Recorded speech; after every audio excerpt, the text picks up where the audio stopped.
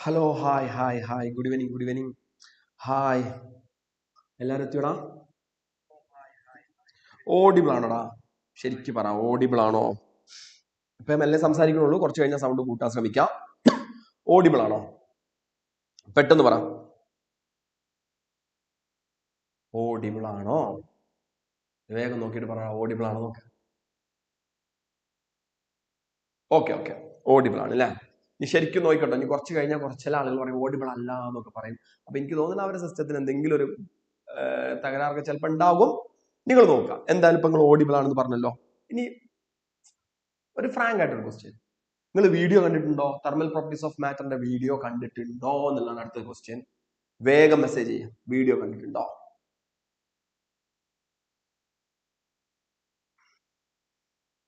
Okay Aisha message ചെയ്തു video കണ്ടിട്ടുണ്ട് okay കുറെ ആളുകൾ ഓക്കെ കണ്ടിട്ടുണ്ട് ഓക്കെ കുറച്ച് കണ്ടു സെമി എന്താ കുറച്ച് കണ്ടത് മുഴുവൻ കാണടാ നമ്മളൊരു നീറ്റ് ആസ്പിരന്റ് അല്ലേ അപ്പൊ നമ്മൾ മുഴുവൻ കാണണേ അപ്പോഴേ നമുക്ക് നീറ്റ് ക്രാക്ക് ചെയ്യാൻ പറ്റുള്ളൂ ഓക്കെ എന്തായാലും ഒരുപാട് ആളുകൾ വീഡിയോ കണ്ടിട്ടുണ്ട് ഇനി അടുത്ത ചോദ്യം ഈ ചാപ്റ്ററിൽ നിങ്ങൾക്ക് ഏറ്റവും കോംപ്ലിക്കേഷൻ തോന്നിയ ഒരു സെക്ഷൻ ഏതാ അതാണ് അടുത്ത ചോദ്യം ഏറ്റവും കോംപ്ലിക്കേഷൻ തോന്നിയ സെക്ഷൻ ഏതാ വേഗം മെസ്സേജ് ചെയ്യും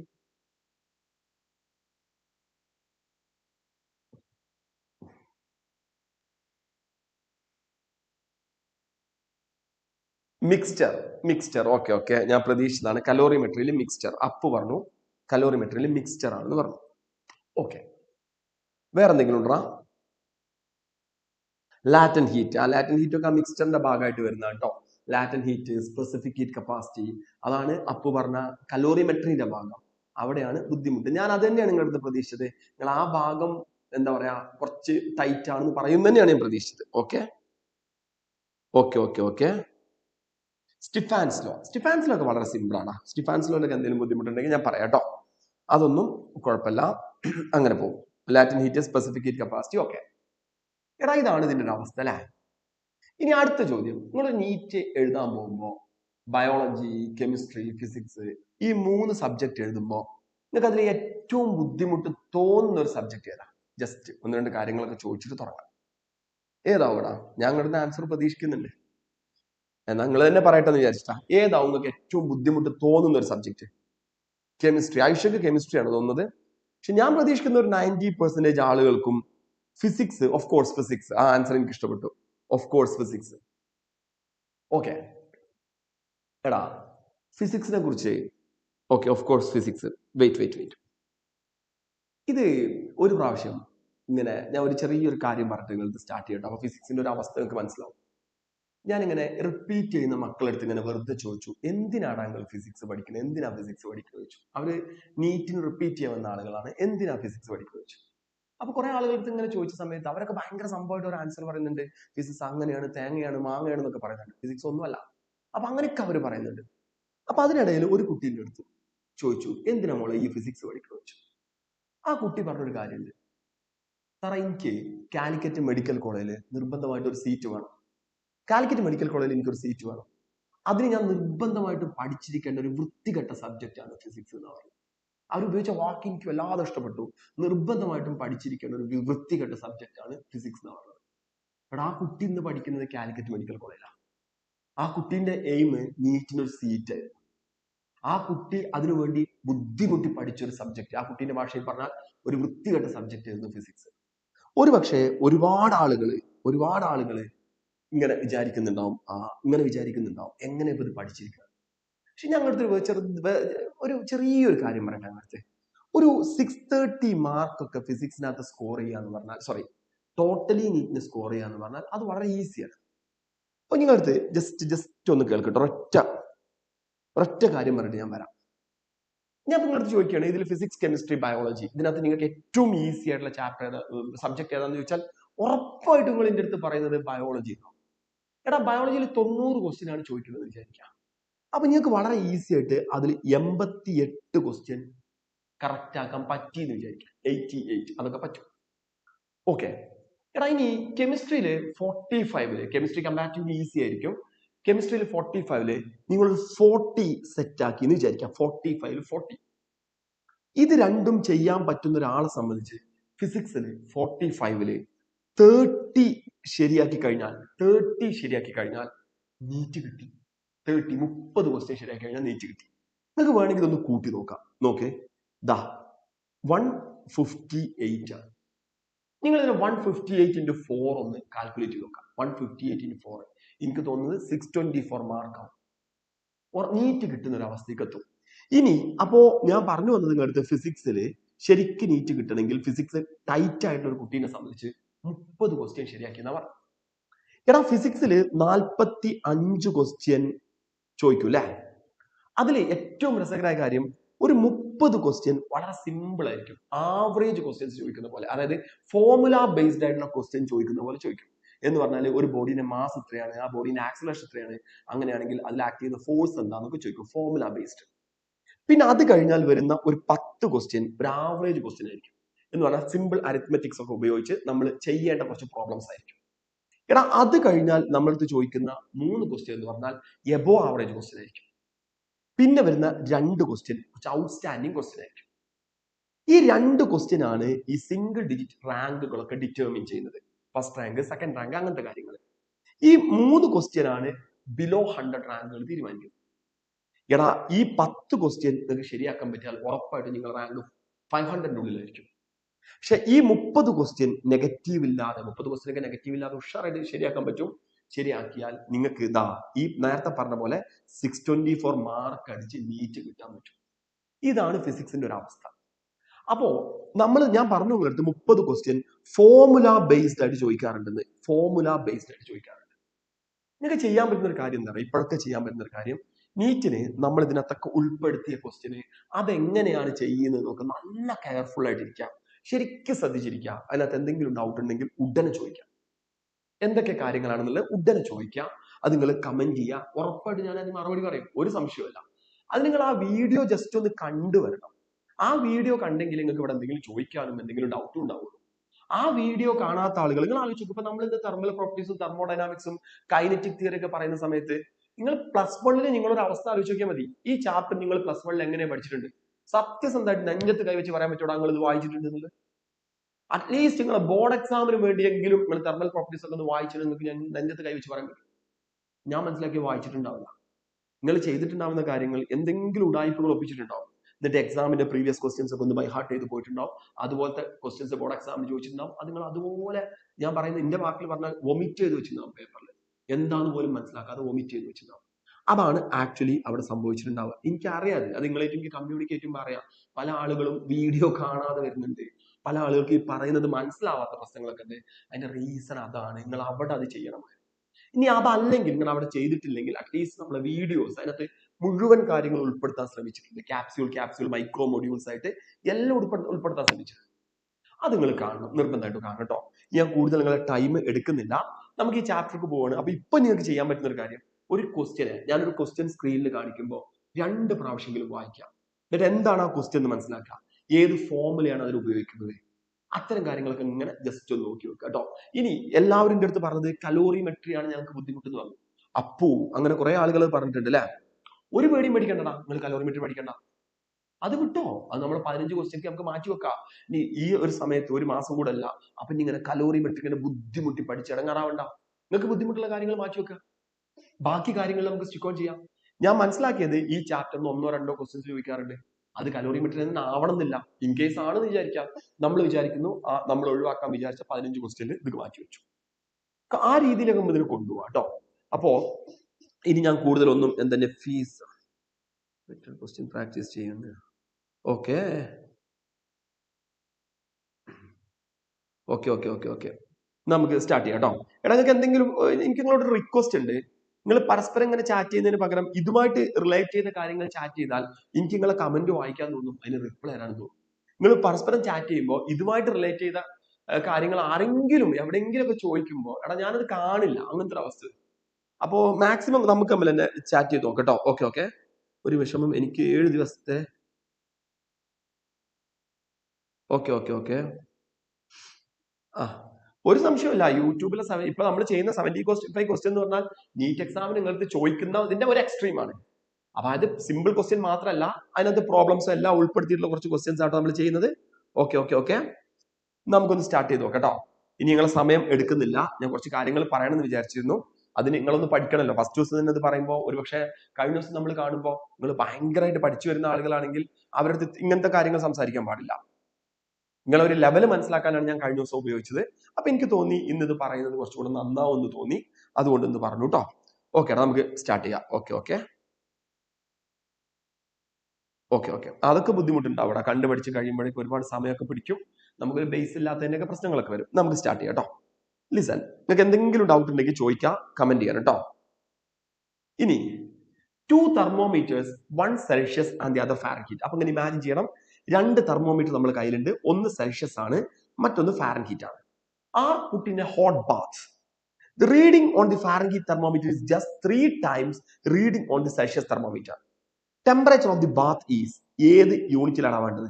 സെൽഷ്യസിലാണ്. അപ്പൊ എനിക്ക് ഇതിനകത്ത് ഏറ്റവും എന്നെ അട്രാക്ട് ചെയ്ത ഒരു വാക്ക് എന്ന് പറയുന്നത് reading on the Fahrenheit thermometer is just 3 times the reading on the Celsius thermometer. അപ്പൊ ഞാനൊരു കാര്യം ചെയ്തു. സെൽഷ്യസ് തെർമോമീറ്ററിലെ റീഡിംഗ് എക്സ് ആണെങ്കിൽ ഫാരൻഹീറ്റ് തെർമോമീറ്ററിലെ റീഡിംഗ് 3x ആണെന്ന് എനിക്ക് മനസ്സിലായി. ഇനി അങ്ങനെ ആലോചിച്ചു, എന്താണ് കണ്ടുപിടിക്കേണ്ടത്? ആ ഹോട്ട് ബാത്തിലുള്ള വാട്ടറിന്റെ അതിനകത്ത് ടെമ്പറേച്ചർ ആണ് വേണ്ടത്. ഏത് സ്കെയിലുള്ള ടെമ്പറേച്ചർ ആണ് വേണ്ടത്? സെൽഷ്യസിലെ. അപ്പൊ എക്സ് ആണ് കണ്ടുപിടിക്കേണ്ടത്. ശരിക്കും മനസ്സിലാക്കണം, സെൽഷ്യസിലുള്ള ടെമ്പറേച്ചർ ആണോ ഫാരൻഹീറ്റിലുള്ള ടെമ്പറേച്ചർ ആണോ വേണ്ടത് എന്നുള്ളത് കൃത്യമായിട്ടൊന്ന് ചെക്ക് ചെയ്യണം. അപ്പൊ അതിൽ സെൽഷ്യസിലുള്ള ടെമ്പറേച്ചറാണ് വേണ്ടത്. നിങ്ങൾ ആ വീഡിയോ കണ്ടിട്ടുണ്ടെങ്കിൽ ഞാൻ കൃത്യമായിട്ട് നിങ്ങളടുത്ത് പറഞ്ഞിട്ടുണ്ട്.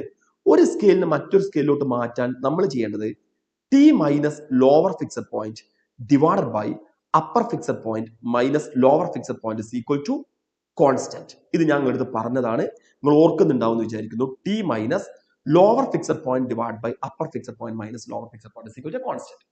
ഇത് പറഞ്ഞതാണ്. ഇവിടുത്തെ ഒരു പ്രത്യേകത, ഇവിടെ സെൽഷ്യസ് സ്കെയിലും ഫാരൻഹീറ്റ് സ്കെയിലും തമ്മിലാണ് റിലേറ്റ് ചെയ്തിട്ടുള്ളത്. സെൽഷ്യസ് സ്കെയിലിലെ ടെമ്പറേച്ചർ എക്സ് ആണെങ്കിൽ ഫാരൻഹീറ്റ് സ്കെയിലിലെ ടെമ്പറേച്ചർ 3x ആണെന്ന് പറഞ്ഞിട്ടുള്ളത്. അപ്പൊ നമ്മൾ ചെയ്യേണ്ടത് സെൽഷ്യസ് സ്കെയിലും ഫാരൻഹീറ്റ് സ്കെയിലും കൂടെ ഇക്വേറ്റ് ചെയ്യണം. എടാ, സെൽഷ്യസ് സ്കെയിലിന്റെ പ്രത്യേകത TC മൈനസ് അതിലെ lower fixed point 0 divided by അതിലെ upper fixed point 100 minus lower fixed point 0 equal to TF Fahrenheit സ്കെയിലിലെ ടെമ്പറേച്ചർ മൈനസ് അതിലെ lower fixed point 32 divided by അതിലെ upper fixed point minus lower fixed point 212 minus 32. എടാ, അത് കഴിഞ്ഞാൽ നമ്മൾ പഠിച്ചത് ഇവിടുത്തെ ഒരു പ്രത്യേകത, സെൽഷ്യസ് ടെമ്പറേച്ചർ എക്സ് ആണ്, കറസ്പോണ്ടിങ് ഫാരൻഹീറ്റ് ടെമ്പറേച്ചർ 3x ആണ്. അത് ക്വസ്റ്റ്യനിൽ പറഞ്ഞിട്ടുണ്ട്. എടാ, അങ്ങനെ വരുമ്പോ ഈ ഇക്വേഷൻ നമുക്ക് ഇങ്ങനെ എഴുതാം: x/100 is equal to 3x minus 32 divided by 180. കുഴപ്പമില്ലല്ലോ. ഈ 0യും പോയി. എടാ, ഈ 18ഉം ഈ 10ഉം കൂടെ പോയാൽ ഇവിടെ 5 വരും, ഇവിടെ 9 വരും. ഞാൻ അതിനൊന്ന് ക്രോസ് മൾട്ടിപ്ലൈ ചെയ്തു. ക്രോസ് മൾട്ടിപ്ലൈ ചെയ്താൽ നമുക്ക് കിട്ടുന്നത് 9/5x is equal to 3x minus 32. കുഴപ്പമില്ലല്ലോ. 9/5x is equal to 3x minus 32. അതല്ലെങ്കിൽ 9x is equal to, listen, 9x is equal to ആ 5നെ അപ്പുറത്തോട്ട് കൊണ്ടുപോയാൽ 5 into 3x minus 32 ഇങ്ങനെ വന്നു. ശരിയല്ലേ? എടാ, ഇതിന്ന് 9x equal to 15x minus 32. ഓക്കെടാ. എടാ, ഇത് നമുക്ക് കിട്ടുന്നത് minus 6x is equal to minus 32 എന്ന് വന്നു. x is equal to 32 divided by 6. x is equal to 32/6. എടാ, അത് എവിടെയോ തെറ്റിയല്ലോ. ഫസ്റ്റ് ക്വസ്റ്റ്യൻ പ്രശ്നമായടാ. 32 into 5 ആടാ. 9x is equal to, ഒരു കൺഫ്യൂഷൻ ഒന്നുമില്ലല്ലോ. ഇവിടെ 180, 9/5x is equal to 3x minus 32. Sorry 5 into 32 ഉണ്ട് അല്ലേ? സോറി 5 into 32 ഉണ്ട്. അപ്പൊ മൈനസ് 5 into 32 എന്ന് പറഞ്ഞാൽ എത്രയാണ് കിട്ടുക? 5 into 32 160. ശരിയല്ലേ? അപ്പോ ഇനി നിങ്ങൾ പറഞ്ഞത് ശരിയാണ്. Minus 6x is equal to minus 160, x is equal to 80/3. ഇതെല്ലാം ആൻസർ വന്നത്. x is equal to 80/3, that is 80/3. B option ആണ് correct answer. B option. Okay ആണല്ലോ? ഓക്കെ. ഒരു മിസ്റ്റേക്ക് പറ്റിയിരുന്നു, ഐഡന്റിഫൈ ചെയ്തു. നിങ്ങൾ തന്നെ എനിക്ക് ഐഡന്റിഫൈ ചെയ്തു കേട്ടോ. ഈ 5 കൊണ്ട് ഞാൻ 32 മൾട്ടിപ്ലൈ ചെയ്യാൻ വിട്ടിരുന്നു. ഓക്കെ, എടാ അടുത്ത question. Next one listen. Question ശരിക്കും മനസ്സിലാക്കുക. A thermometer has wrong calibration. ആ വീഡിയോയിൽ ഞാൻ ഫാൾട്ടി തെർമോമീറ്ററിനെ കുറിച്ച് പറഞ്ഞിരുന്നു, നിങ്ങൾ ഓർക്കുന്നുണ്ടാവും വിചാരിക്കുന്നു. Of course at equal distance and capillary is uniform diameter എന്തെങ്കിലും ആവട്ടെ. It reads melting point of ice as -10°C. ഇതെന്ന് എനിക്ക് മനസ്സിലായത് ആ തെർമോമീറ്ററിനകത്ത് ഐസിന്റെ മെൽറ്റിംഗ് പോയിന്റ്, അതായത് ലോവർ ഫിക്സർ പോയിന്റ് -10°C ആണ്. ഓക്കെ, ഇനി it reads 60°C in place of 50°C എന്ന് പറഞ്ഞാൽ സെൽഷ്യസിൽ 50°C റീഡ് ചെയ്യേണ്ട സ്ഥലത്ത് ആ തെർമോമീറ്ററിൽ, ഞാൻ അതിനെ ന്യൂ തെർമോമീറ്റർ എന്നാണ് വിളിക്കുന്നത് കേട്ടോ, ആ തെർമോമീറ്ററിൽ 60°C ആണ് മെഷർ ചെയ്യുന്നത്. It reads 60°C in place of 50°C. 50°C കാണിക്കേണ്ട സ്ഥലത്ത് ഈ കേട് വന്ന തെർമോമീറ്ററിൽ 60 ആണ് കാണിക്കുന്നത്. Temperature of boiling point of water on the scale. ഈ സ്കെയിലിൽ വാട്ടറിന്റെ ബോയിലിംഗ് പോയിന്റ് എത്രയാണ്? എങ്ങനെയാ ചെയ്യുക? ഞാനിത് പറഞ്ഞിരുന്നു നിങ്ങളടുത്ത്, ഒരു റോങ്ലി കാലിബ്രേറ്റഡ് കേസ് പറഞ്ഞിരുന്നു. എടാ അത് വളരെ സിമ്പിൾ ആയിട്ട് നമുക്ക് ചെയ്യാം. നമ്മളെ ഈ ന്യൂ സ്കെയിലിനെ നമുക്ക് സെൽഷ്യസ് സ്കെയിലുമായിട്ട് കമ്പയർ ചെയ്യാം. അപ്പൊ ഞാൻ ടി എന്ന് കൊടുത്തു. ടി എന്ന് പറഞ്ഞാൽ ന്യൂ സ്കെയിലിലെ ടെമ്പറേച്ചർ ആണ്, മൈനസ് അതിലെ lower fixed point divided by അതിലെ upper fixed point minus lower fixed point is equal to TC divided by 100. ഇങ്ങനെ എഴുതിക്കൂടെ നമുക്ക്. ഇനിയടാ ഈ ക്വസ്റ്റ്യനിൽ കൃത്യമായിട്ട് ഞാൻ വായിച്ചപ്പോൾ മനസ്സിലായത്, സെൽഷ്യസിൽ 50 കൊടുത്താൽ കറസ്പോണ്ടിങ് ആയിട്ട് ഈ സ്കെയിലിൽ വരുന്ന ടെമ്പറേച്ചർ എന്ന് പറയുന്നത് 60 ആണ്. ശരിയല്ലേ? ഇത് കൂടാതെ ഇതിന്ന് എനിക്ക് മനസ്സിലായത് ഈ സ്കെയിലിലെ ലോവർ ഫിക്സഡ് പോയിന്റ് എന്ന് പറയുന്നത് -10 ആണ്. അത് എനിക്ക് മനസ്സിലായി. എടാ നമുക്ക് കണ്ടുപിടിക്കേണ്ടത് ഈ സ്കെയിലിലെ അപ്പർ ഫിക്സഡ് പോയിന്റ് ആണ് കണ്ടുപിടിക്കേണ്ടത്. ഈ ഡാറ്റ കൃത്യമായിട്ട് അറിയുന്ന ആളുകൾ ഇതാ ഉഷാറായിട്ട് സബ്സ്റ്റിറ്റ്യൂട്ട് ചെയ്യും. TN പകരം 60 കൊടുക്കും, മൈനസ് ആ സ്കെയിലിലെ ലോവർ ഫിക്സഡ് പോയിന്റ് -10 ഉണ്ട്. നമുക്ക് വേണ്ടത് ആ സ്കെയിലിലെ അപ്പർ ഫിക്സഡ് പോയിന്റ് ആണ്, അത് അവർക്ക് അറിയാം, മൈനസ് അതിലെ ലോവർ ഫിക്സഡ് പോയിന്റ് വീണ്ടും -10, which is equal to സെൽഷ്യസിലെ ടെമ്പറേച്ചർ 50 ഡിവൈഡഡ് ബൈ 100. ഇങ്ങനെ എഴുതി. എടാ ഞാൻ ഇവിടെ തന്നെ കൊള്ളിക്കുകയാണ് 50/100. അപ്പൊ നമുക്ക് മുകളിൽ 70 എന്ന് കിട്ടി, divided by upper fixed point +10 ഇങ്ങനെ വന്നു, which is equal to 50/100 എന്ന് പറഞ്ഞാൽ 1/2. എടാ അതിന് ക്രോസ് മൾട്ടിപ്ലൈ ചെയ്താൽ 140 is equal to upper fixed point +10 കിട്ടിയല്ലോ. ഇതിന്ന് അപ്പർ ഫിക്സഡ് പോയിന്റ് എന്ന് പറഞ്ഞാൽ ആ സ്കെയിലിൽ വാട്ടറിന്റെ boiling point upper fixed point is equal to 130°C. ആ സ്കെയിലിൽ വാട്ടറിന്റെ ബോയിലിംഗ് പോയിന്റ് 130°C ആണ്. അത് നമുക്ക് മനസ്സിലാക്കാവുന്നതേ ഉള്ളൂ. 130. എത്ര ആളുകൾക്ക് ആൻസർ കിട്ടിയെന്ന് നോക്കണം. എത്ര ആളുകൾക്ക് ആൻസർ കിട്ടിയെന്ന് നോക്കട്ടെ. ബി. ആ വെരി ഗുഡ് 130. നന്ദനൊക്കെ 130 തന്നെ ടൈപ്പ് ചെയ്ത് വെച്ചിട്ടുണ്ട്. Very good. അപ്പൊ നമുക്ക് അടുത്ത ക്വസ്റ്റ്യൻ കിടക്കാം കേട്ടോ. ഓക്കെടാ. ഇപ്പൊ ഈ ഒരു ടൈപ്പ് ക്വസ്റ്റ്യൻ വന്നാൽ നിങ്ങൾക്ക് ചെയ്യാൻ പറ്റണം. നമുക്ക് വളരെ സിമ്പിൾ ആയിട്ട് ചെയ്യാൻ പറ്റുന്ന ഒരു കേസ് ആണ് ഈ ടെമ്പറേച്ചറിന്റെ കൺവേർഷൻ. ഇനി ഇതിൽ ഏത് ടൈപ്പ് വന്നാലും നമ്മൾ ചെയ്യണം. നിങ്ങൾ ആ വീഡിയോയും ഈ ലൈവും കൂടെ ഒന്ന് ചേർത്ത് ഓർത്ത് വെച്ചാൽ ഇതിനകത്ത് ചോദിക്കുന്ന എല്ലാ ക്വസ്റ്റ്യനും ചെയ്യാൻ പറ്റുന്ന രീതിയിൽ നിങ്ങൾ മാറും. ഇത് എനിക്ക് തരാൻ പറ്റുന്ന ഒരു ഗ്യാരണ്ടിയാണ്. ഓക്കെടാ. ഇനി നമുക്ക് അടുത്ത കേസ് കിടക്കാം കേട്ടോ. നോക്കേ, ലിസൺ. ചിലപ്പോ ഈ ടൈപ്പ് ക്വസ്റ്റ്യൻസ് വരാം. നമുക്ക് കോംപ്ലിക്കേറ്റഡ് ആയിട്ട് തോന്നും, സിമ്പിൾ ആണ്, ശ്രദ്ധിക്കുക. A metal sphere of radius R. അപ്പൊ നിങ്ങൾ ഇമാജിൻ ചെയ്യണം, ഒരു metal sphere radius R and specific heat S is rotated about an axis passing through its center at a speed of n rotation per second. അപ്പൊ ഒരു metal sphere, അതിന്റെ radius R ആണ്, specific heat capacity S ആണ്, n rotation per സെക്കൻഡിൽ അത് ഇങ്ങനെ കറങ്ങിക്കൊണ്ടിരിക്കുകയാണ്. It is suddenly stopped. 50% of its energy is used in increasing the temperature. Then the rising temperature of the sphere is. എടാ question രണ്ട് പ്രാവശ്യം വായിക്കും. ക്വസ്റ്റ്യൻ വായിക്കും. ഓക്കെ. 2 പ്രാവശ്യം വായിക്കും. വായിച്ചിട്ട് നിങ്ങൾക്ക് ചെയ്യാൻ പറ്റും. നിങ്ങൾ മനസ്സിലാക്കേണ്ടത് ഒരു മെറ്റൽ സ്ഫിയർ ഇങ്ങനെ കറങ്ങുന്നുണ്ടെങ്കിൽ അതിനുണ്ടാവുന്ന എനർജി എന്ന് പറഞ്ഞാൽ റൊട്ടേറ്ററി കൈനറ്റിക് എനർജിയാണ്. റൊട്ടേറ്ററി കൈനറ്റിക് എനർജി കണ്ടുപിടിക്കാനുള്ള ഇക്വേഷൻ ആണ് 12π². അത് നമുക്കറിയാം. അത് പെട്ടെന്നാണ് പിടിച്ചു നിർത്തി. അപ്പൊ അതിന്റെ കൈനറ്റിക് എനർജിന്റെ 50% എന്ന് പറഞ്ഞാൽ അതിന്റെ കൈനറ്റിക് എനർജിന്റെ half 50% of this kinetic energy, which means half of this kinetic energy. അത് ഉപയോഗിച്ചിട്ട് എന്താ സംഭവിച്ചത്? 50% used increasing the temperature. ഈ കൈനറ്റിക് എനർജിന്റെ പകുതി ഉപയോഗിച്ചിട്ട് ടെമ്പറേച്ചർ കൂട്ടി.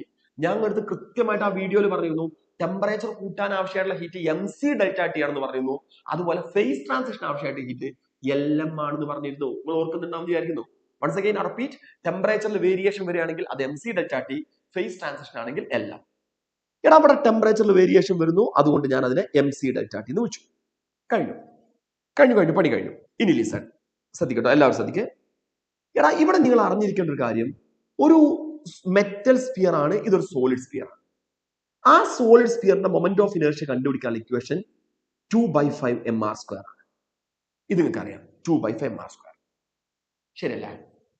അടുത്ത പ്രശ്നം എന്ന് പറഞ്ഞാൽ ഐന്റെ വാല്യൂ കിട്ടിട്ടോ, 2/5 mr². ഇനി അടുത്തത് ഇവിടുത്തെ ഫ്രീക്വൻസിയാണ് നമുക്ക് വേണ്ടത്, ആംഗുലാർ വെലോസിറ്റിയാണ് വേണ്ടത്. അത് നിങ്ങൾ ചെയ്യേണ്ടത് ക്വസ്റ്റ്യൻ വീണ്ടും റിപ്പീറ്റ് ചെയ്ത് വായിക്കണം. അതിനകത്ത് കൃത്യമായിട്ട് പറഞ്ഞിട്ടുണ്ട് n rotations per second. n rotations per second. നിങ്ങൾ ആലോചിച്ച് നോക്ക്, n റൊട്ടേഷൻസ് പെർ സെക്കൻഡ്. അവിടെ യൂണിറ്റ് പെർ സെക്കൻഡ് ആണ്. യൂണിറ്റ് സെക്കൻഡ് ഇൻവേഴ്സ് വരുന്നത് ഫ്രീക്വൻസിക്കാണ്.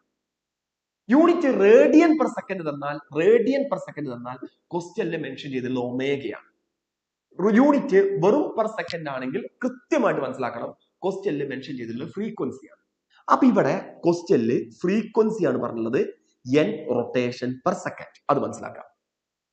എടാ അങ്ങനെയാണെങ്കിൽ ഒമേഗ കണ്ടുപിടിക്കാനുള്ള ഇക്വേഷൻ നിങ്ങൾക്ക് അറിയാം, 2πf ആണെന്ന് അറിയാം. ഓക്കെ, എന്ന് പറഞ്ഞാൽ ഇവിടെ ഫ്രീക്വൻസി n ആയതുകൊണ്ട് ഒമേഗയ്ക്ക് പകരം 2πn ഉണ്ടാവും. ക്ലിയർ ആണല്ലോ? എല്ലാവരും ശ്രദ്ധിക്കേ, ഞാൻ ഇവിടെ തന്നെ അഡ്ജസ്റ്റ് ചെയ്യാം കേട്ടോ. അപ്പൊ half into 2/5 mr² into omega 2πn ആണെങ്കിൽ അതിന്റെ square 4π² n² equal to m അവിടെ നിൽക്കട്ടെ. സ്പെസിഫിക് ഹീറ്റ് കപ്പാസിറ്റി ക്വസ്റ്റ്യനിൽ C നല്ല അവർ കൊടുത്തിട്ടുള്ളത്, S എന്നാണ് കൊടുത്തിട്ടുള്ളത്. അപ്പൊ നമുക്ക് S ΔT. ഓർക്കട, ഈ ΔT ആണ് നമുക്ക് കണ്ടുപിടിക്കേണ്ടത്. ഇനി നിങ്ങൾ ഒന്ന് അനലൈസ് ചെയ്ത് നോക്ക്, ഈ എമ്മും ക്യാൻസൽ ചെയ്ത് പോയില്ലേ? ഈ ടൂവും ക്യാൻസൽ ചെയ്ത് പോയില്ലേ? അതിൽ സംശയമില്ലല്ലോ. അപ്പൊ ഈ സൈഡിൽ ഇനി എന്തൊക്കെ വരുന്നുള്ളതാണ് എന്റെ ചോദ്യം. ഈ സൈഡിൽ വരുന്നത്, ലിസൺ, ഒരു 4 ഉണ്ട്. ഈ 4ഉം ഈ 2ഉം പോയാൽ ഇവിടെ 2 വരില്ലേ? ക്ലിയർ അല്ലേ? അപ്പൊ അവിടുത്തെ നമ്പർ ആയിട്ട് വരുന്നത് 2/5 ആണ്. കൺഫ്യൂഷൻ ഇല്ല, 2/5. ഇനി അവിടെ ഉള്ളത് r² ഉണ്ട്, π² ഉണ്ട്, n² ഉണ്ട്. r² ഉണ്ട്, π² ഉണ്ട്, n² ഉണ്ട്. ശരിയല്ലേ? ഇപ്പുറത്താണെങ്കിൽ S ΔT ആണുള്ളത്. പക്ഷെ നമുക്ക് ΔT ആണ് വേണ്ടത്. അപ്പൊ ഞാനൊരു കാര്യം ചെയ്തു, ഈ എസിനെ ഇവിടുന്ന് മാറ്റിയിട്ട് ഇങ്ങോട്ട് എടുത്തു. കുഴപ്പമില്ലല്ലോ? ഇപ്പൊ ഇത് നിങ്ങൾക്ക് മനസ്സിലായി, ΔT is equal to 2/5 r² π² n² s. ഇപ്പൊ 2/5 വരുന്ന ഓപ്ഷൻ ആണ്, ഇതാവാനാണ് സാധ്യത. അതിനകത്ത് r² n² π² s ആണ്. ഉറപ്പിച്ചു A. ശരിയല്ലടാ? ഓക്കെ. ഇപ്പൊ ഐഡിയ കിട്ടിയെന്ന് വിചാരിക്കുന്നത്. ഓക്കെ ആണല്ലോ? ഞാൻ കൺഫ്യൂഷൻ ഇല്ലല്ലോ? നമുക്ക് ഇങ്ങനെ മൈക്രോ ആയിട്ട് അനലൈസ് ചെയ്താൽ മതി, ക്വസ്റ്റ്യൻ ചെയ്യാൻ പറ്റും കേട്ടോ. നിങ്ങൾക്ക് എന്തെങ്കിലും ഡൗട്ട് ഉണ്ടെങ്കിൽ ചോദിക്കണം, മെല്ലെ അനലൈസ് ചെയ്ത് പോയാൽ മതി. ഓക്കെ, നേരെ അടുത്ത കേസിലേക്ക് പോവാണ്. ലിസൺ, ക്വസ്റ്റ്യൻ എല്ലാവരും 2 പ്രാവശ്യം വായിക്കണം, എന്നാലേ ചെയ്യാൻ പറ്റുള്ളൂ. Okay. What should be the length of steel and copper road? What should be the length of steel and copper rod at 0 degrees Celsius so that length of steel rod is 5 centimeter longer than copper rod at any temperature? ഇതാണ് നമ്മുടെ keyword. Length of steel rod is 5 centimeter longer than length of copper rod at any temperature. എടാ അപ്പൊ ഞാനൊരു കാര്യം ചോദിക്കട്ടെ നിങ്ങളടുത്ത്, നമുക്ക് അറിയുന്ന ഒരു കാര്യമാണ്, ഇത് ഞങ്ങളടുത്ത് പറഞ്ഞതാ. സ്റ്റീൽ റോഡിന്റെ ലെങ്ത് LS ആണെന്ന് വിചാരിച്ചു. ഓക്കെ, വേണ്ട. ഒരു കോപ്പർ റോഡിന്റെ ലെങ്ത് LS ആണ്. ഈ LS is equal to ഒരു 30 സെന്റിമീറ്റർ ആണ്. സോറി, കോപ്പർ റോഡിന്റെ LCU എന്ന് കൊടുക്കാം അല്ലെ?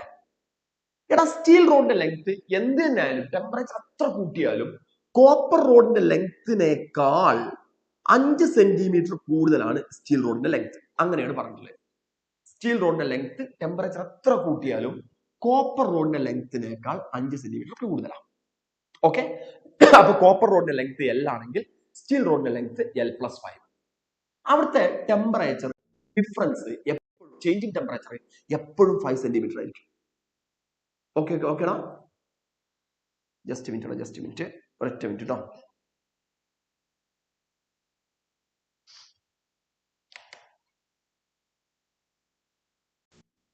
ഓക്കെ, ചെറിയൊരു എറർ ഉണ്ടായിരുന്നടാ. ഓക്കെ. അവിടുത്തെ ചേഞ്ചിങ് ടെമ്പറേച്ചർ എല്ലാ സമയത്തും 5 സെന്റിമീറ്റർ ആയിരിക്കും.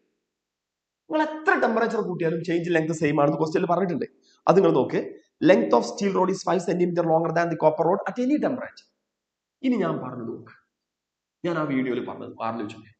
2 rods having different length, different made up of different material, have same change in length in all temperature. Temperature എത്ര കൂട്ടിയാലും രണ്ട് റോഡിന്റെയും ചേഞ്ച് ഇൻ ലെങ്ത് സെയിം ആണെങ്കിൽ അവിടെ ഞാൻ ഇക്വേഷൻ പറഞ്ഞിരുന്നു. ആരെങ്കിലും ഓർക്കുന്നുണ്ടോ? ആരെങ്കിലും ഓർക്കുന്നുണ്ടെങ്കിൽ മെസ്സേജ് ചെയ്യും. 2 rods having different lengths made up of different material have same change in length in all temperature. അങ്ങനെയാണെങ്കിലടാ ഞാനൊരു ഇക്വേഷൻ പറഞ്ഞിരുന്നു. ആ ഇക്വേഷൻ ഓർമ്മയുള്ള ആളുകൾ പെട്ടെന്ന് കമന്റ് ചെയ്യും. എന്നാലും നമുക്ക് ഈ പ്രോബ്ലം ചെയ്യാൻ പറ്റുമോ? പെട്ടെന്ന് കമന്റ് ചെയ്യണം.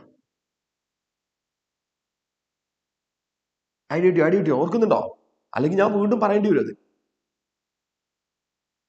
മറന്നോ? നോക്ക്, ഇങ്ങനെയാണ് ഞാൻ പറഞ്ഞിരുന്നത്. ഇതൊരു റോഡ്, ലിസൺ, ഇത് അടുത്ത റോഡ്. ഫസ്റ്റ് റോഡിന്റെ ലെങ്ത് L1, അടുത്ത റോഡിന്റെ ലെങ്ത് L2. എടാ ഇതുണ്ടാക്കിയത് നേരത്തെ പറഞ്ഞ പോലെ സ്റ്റീല്, ഇതുണ്ടാക്കിയത് കോപ്പർ. ഇതിന് രണ്ടിനെയും ചൂടാക്കിയപ്പോൾ ചേഞ്ച് ലെങ്ത് സെയിം ആണ് എന്ന് പറഞ്ഞാൽ ചേഞ്ച് ലെങ്ത് എല്ലാ ടെമ്പറേച്ചറിലും 5 സെന്റിമീറ്റർ ആണ്. അതാണ് നമ്മളെ ക്വസ്റ്റ്യൻ ഉണ്ടായിരുന്നത്. എന്നിട്ട് ഞാൻ പറഞ്ഞിരുന്നു ഫസ്റ്റ് റോഡിന്റെ change length delta L1 is equal to L1 alpha 1 delta t. ഇത് പറഞ്ഞിരുന്നു. Delta L2 is equal to L2 alpha 2 delta t. ഇങ്ങനെയും പറഞ്ഞിരുന്നു. പക്ഷെ ഇവിടുത്തെ ഒരു പ്രത്യേകത delta L1 equal to delta L2. നമ്മളെ പ്രോബ്ലത്തിലും അതാണ് അവസ്ഥ. രണ്ട് റോഡിന്റെ ചേഞ്ച് ലെങ്ത് എത്രയായാലും 5 സെന്റിമീറ്റർ ആണ്. എടാ അപ്പൊ നമുക്ക് എഴുതാൻ പറ്റുന്ന relation L1 alpha 1 delta t is equal to L2 alpha 2 delta t എന്നാണ്. ഈ ഡെൽറ്റ ടിയും ക്യാൻസൽ ചെയ്ത് പോവാം. ആ ഒരു കേസിൽ L1 alpha 1 is equal to L2 alpha 2. നിങ്ങൾ ഒരിക്കലും മറക്കാൻ പാടില്ലാത്ത റിലേഷൻ ആണ്. L1 alpha 1 is equal to L2 alpha 2. രണ്ട് റോഡിന്റെയും ചേഞ്ച് ലെങ്ത് സെയിം ആണെങ്കിൽ L1 alpha 1 is equal to L2 alpha 2. എടാ ഇനി ആ ഒരു കൺസെപ്റ്റ് അറിയുന്ന ആളുകൾ വേഗം എന്താ ചെയ്യാ അറിയോ? ലിസൺ, L1 എന്ന് പറഞ്ഞ ഫസ്റ്റത്തെ ആള് സ്റ്റീലാണ്. Alpha S is equal to LCU alpha CU ഇങ്ങനെ എഴുതാം. ഇനി ചോദ്യം ഇതാണ്, 0 degree, so that length of steel and copper rods എന്താ കണ്ടുപിടിക്കും? What should be the length of steel and copper rod? അപ്പൊ ഞാനൊരു കാര്യം ചെയ്യാണ്, സ്റ്റീൽ റോഡിന്റെയും കോപ്പർ റോഡിന്റെയും ലെങ്ത്തിന്റെ റേഷ്യോ, ആദ്യം പറഞ്ഞത് സ്റ്റീൽ ആണ് കേട്ടോ, ലെങ്ത്തിന്റെ റേഷ്യോ എന്ന് പറയുന്നത് alpha copper divide by alpha steel ആണ്. ഓക്കെ, എടാ ക്വസ്റ്റ്യനിന്ന് ആൽഫ കോപ്പർ എന്ന് പറഞ്ഞത് 1.7 into 10⁻⁻⁵ ആൽഫ സ്റ്റീൽ എന്ന് പറയുന്നത് ലിസൺ ആൽഫ സ്റ്റീൽ എന്ന് പറയുന്നത് 1.1 into 10⁻⁵ ആണ്. അപ്പൊ ഇവിടെ നിന്ന് എനിക്ക് മനസ്സിലായി സ്റ്റീലിന്റെ ലെങ്ത്തിന്റെയും കോപ്പറിന്റെ ലെങ്ത്തിന്റെയും കൂടെ റേഷ്യോ 17 divided by 11 കിട്ടണം. 17 divided by 11 നിയർലി. ഓക്കേടാ, ഇങ്ങനെ വരണം. അപ്പോ ആ റേഷ്യോ വരുന്ന ഒരു ഓപ്ഷൻ വേണം നമുക്കിന്ന് സെലക്ട് ചെയ്യാൻ. തെറ്റില്ല എന്ന് വിചാരിക്കുന്നു. എവിടെയെങ്കിലും ഒരു മിസ്റ്റേക്ക് വന്നോടാ? എന്റെ വാല്യൂ അങ്ങനെയാണ് നമ്മൾ സെലക്ട് ചെയ്യുക. എനിക്കിതിൽ എന്തോ ഒരു മിസ്റ്റേക്ക് തോന്നുന്നുണ്ടോ? 70 divided by 11. രണ്ടിന്റെയും ചേഞ്ച് ലെങ്ത് സെയിം ആണ്. ഇനീഷ്യൽ ടെമ്പറേച്ചറിലെ റേഷ്യോ, ഈ റേഷ്യോ വരുന്ന ഒരു ആൻസർ നിങ്ങൾ ഇതിനകത്ത് സെലക്ട് ചെയ്താൽ മതി കേട്ടോ. അതിന് ആൽഫയിൽ എന്തോ ഒരു മാറ്റം വന്നിട്ടുണ്ടെന്നാണ് എനിക്ക് തോന്നുന്നത്. ഒരുപക്ഷെ അത് 14 or 9 എന്തെങ്കിലുമൊക്കെ ആയിരിക്കും. ഓക്കെ, രണ്ടിന്റെയും ആൽഫ വാല്യൂ സെയിം ആണ്. 14.7 9.7 അതാണ് ആൻസർ വരുന്നത് അല്ലേ? ഓക്കെ, 14.7 9.7 ആയിരിക്കും ആൻസർ കേട്ടോ. ഈ റേഷ്യോ കീപ്പ് ചെയ്യുന്നത് മാത്രം നോക്കിയെടുത്താൽ മതി നമ്മൾ, അപ്പൊ തന്നെ ആൻസർ കിട്ടും. ഓക്കെ, നെക്സ്റ്റ് വൺ, അടുത്ത കേസ് കേൾക്കാം. ലിസൺ, ഇത് ശരിക്കും ശ്രദ്ധിക്കണം കേട്ടോ. ക്വസ്റ്റ്യൻ കുറച്ച് ലെങ്തിയാണ്, പക്ഷെ വളരെ ഈസി ആയിട്ട് നമുക്കിത് ആൻസർ ചെയ്യാൻ പറ്റും. ഒരു മിനിറ്റ്. ഓക്കെ, ഇപ്പോ നമുക്ക് ഇതിന്റെ ഒരു പ്രശ്നമുണ്ട്. 17/11 എന്ന് കിട്ടിയില്ല. പക്ഷെ അതിനകത്ത് ആൻസർ കിട്ടണമെന്നുണ്ടെങ്കിൽ length of steel divide by length of copper is equal to നമുക്ക് കിട്ടിയത് 17/11 ആണ്.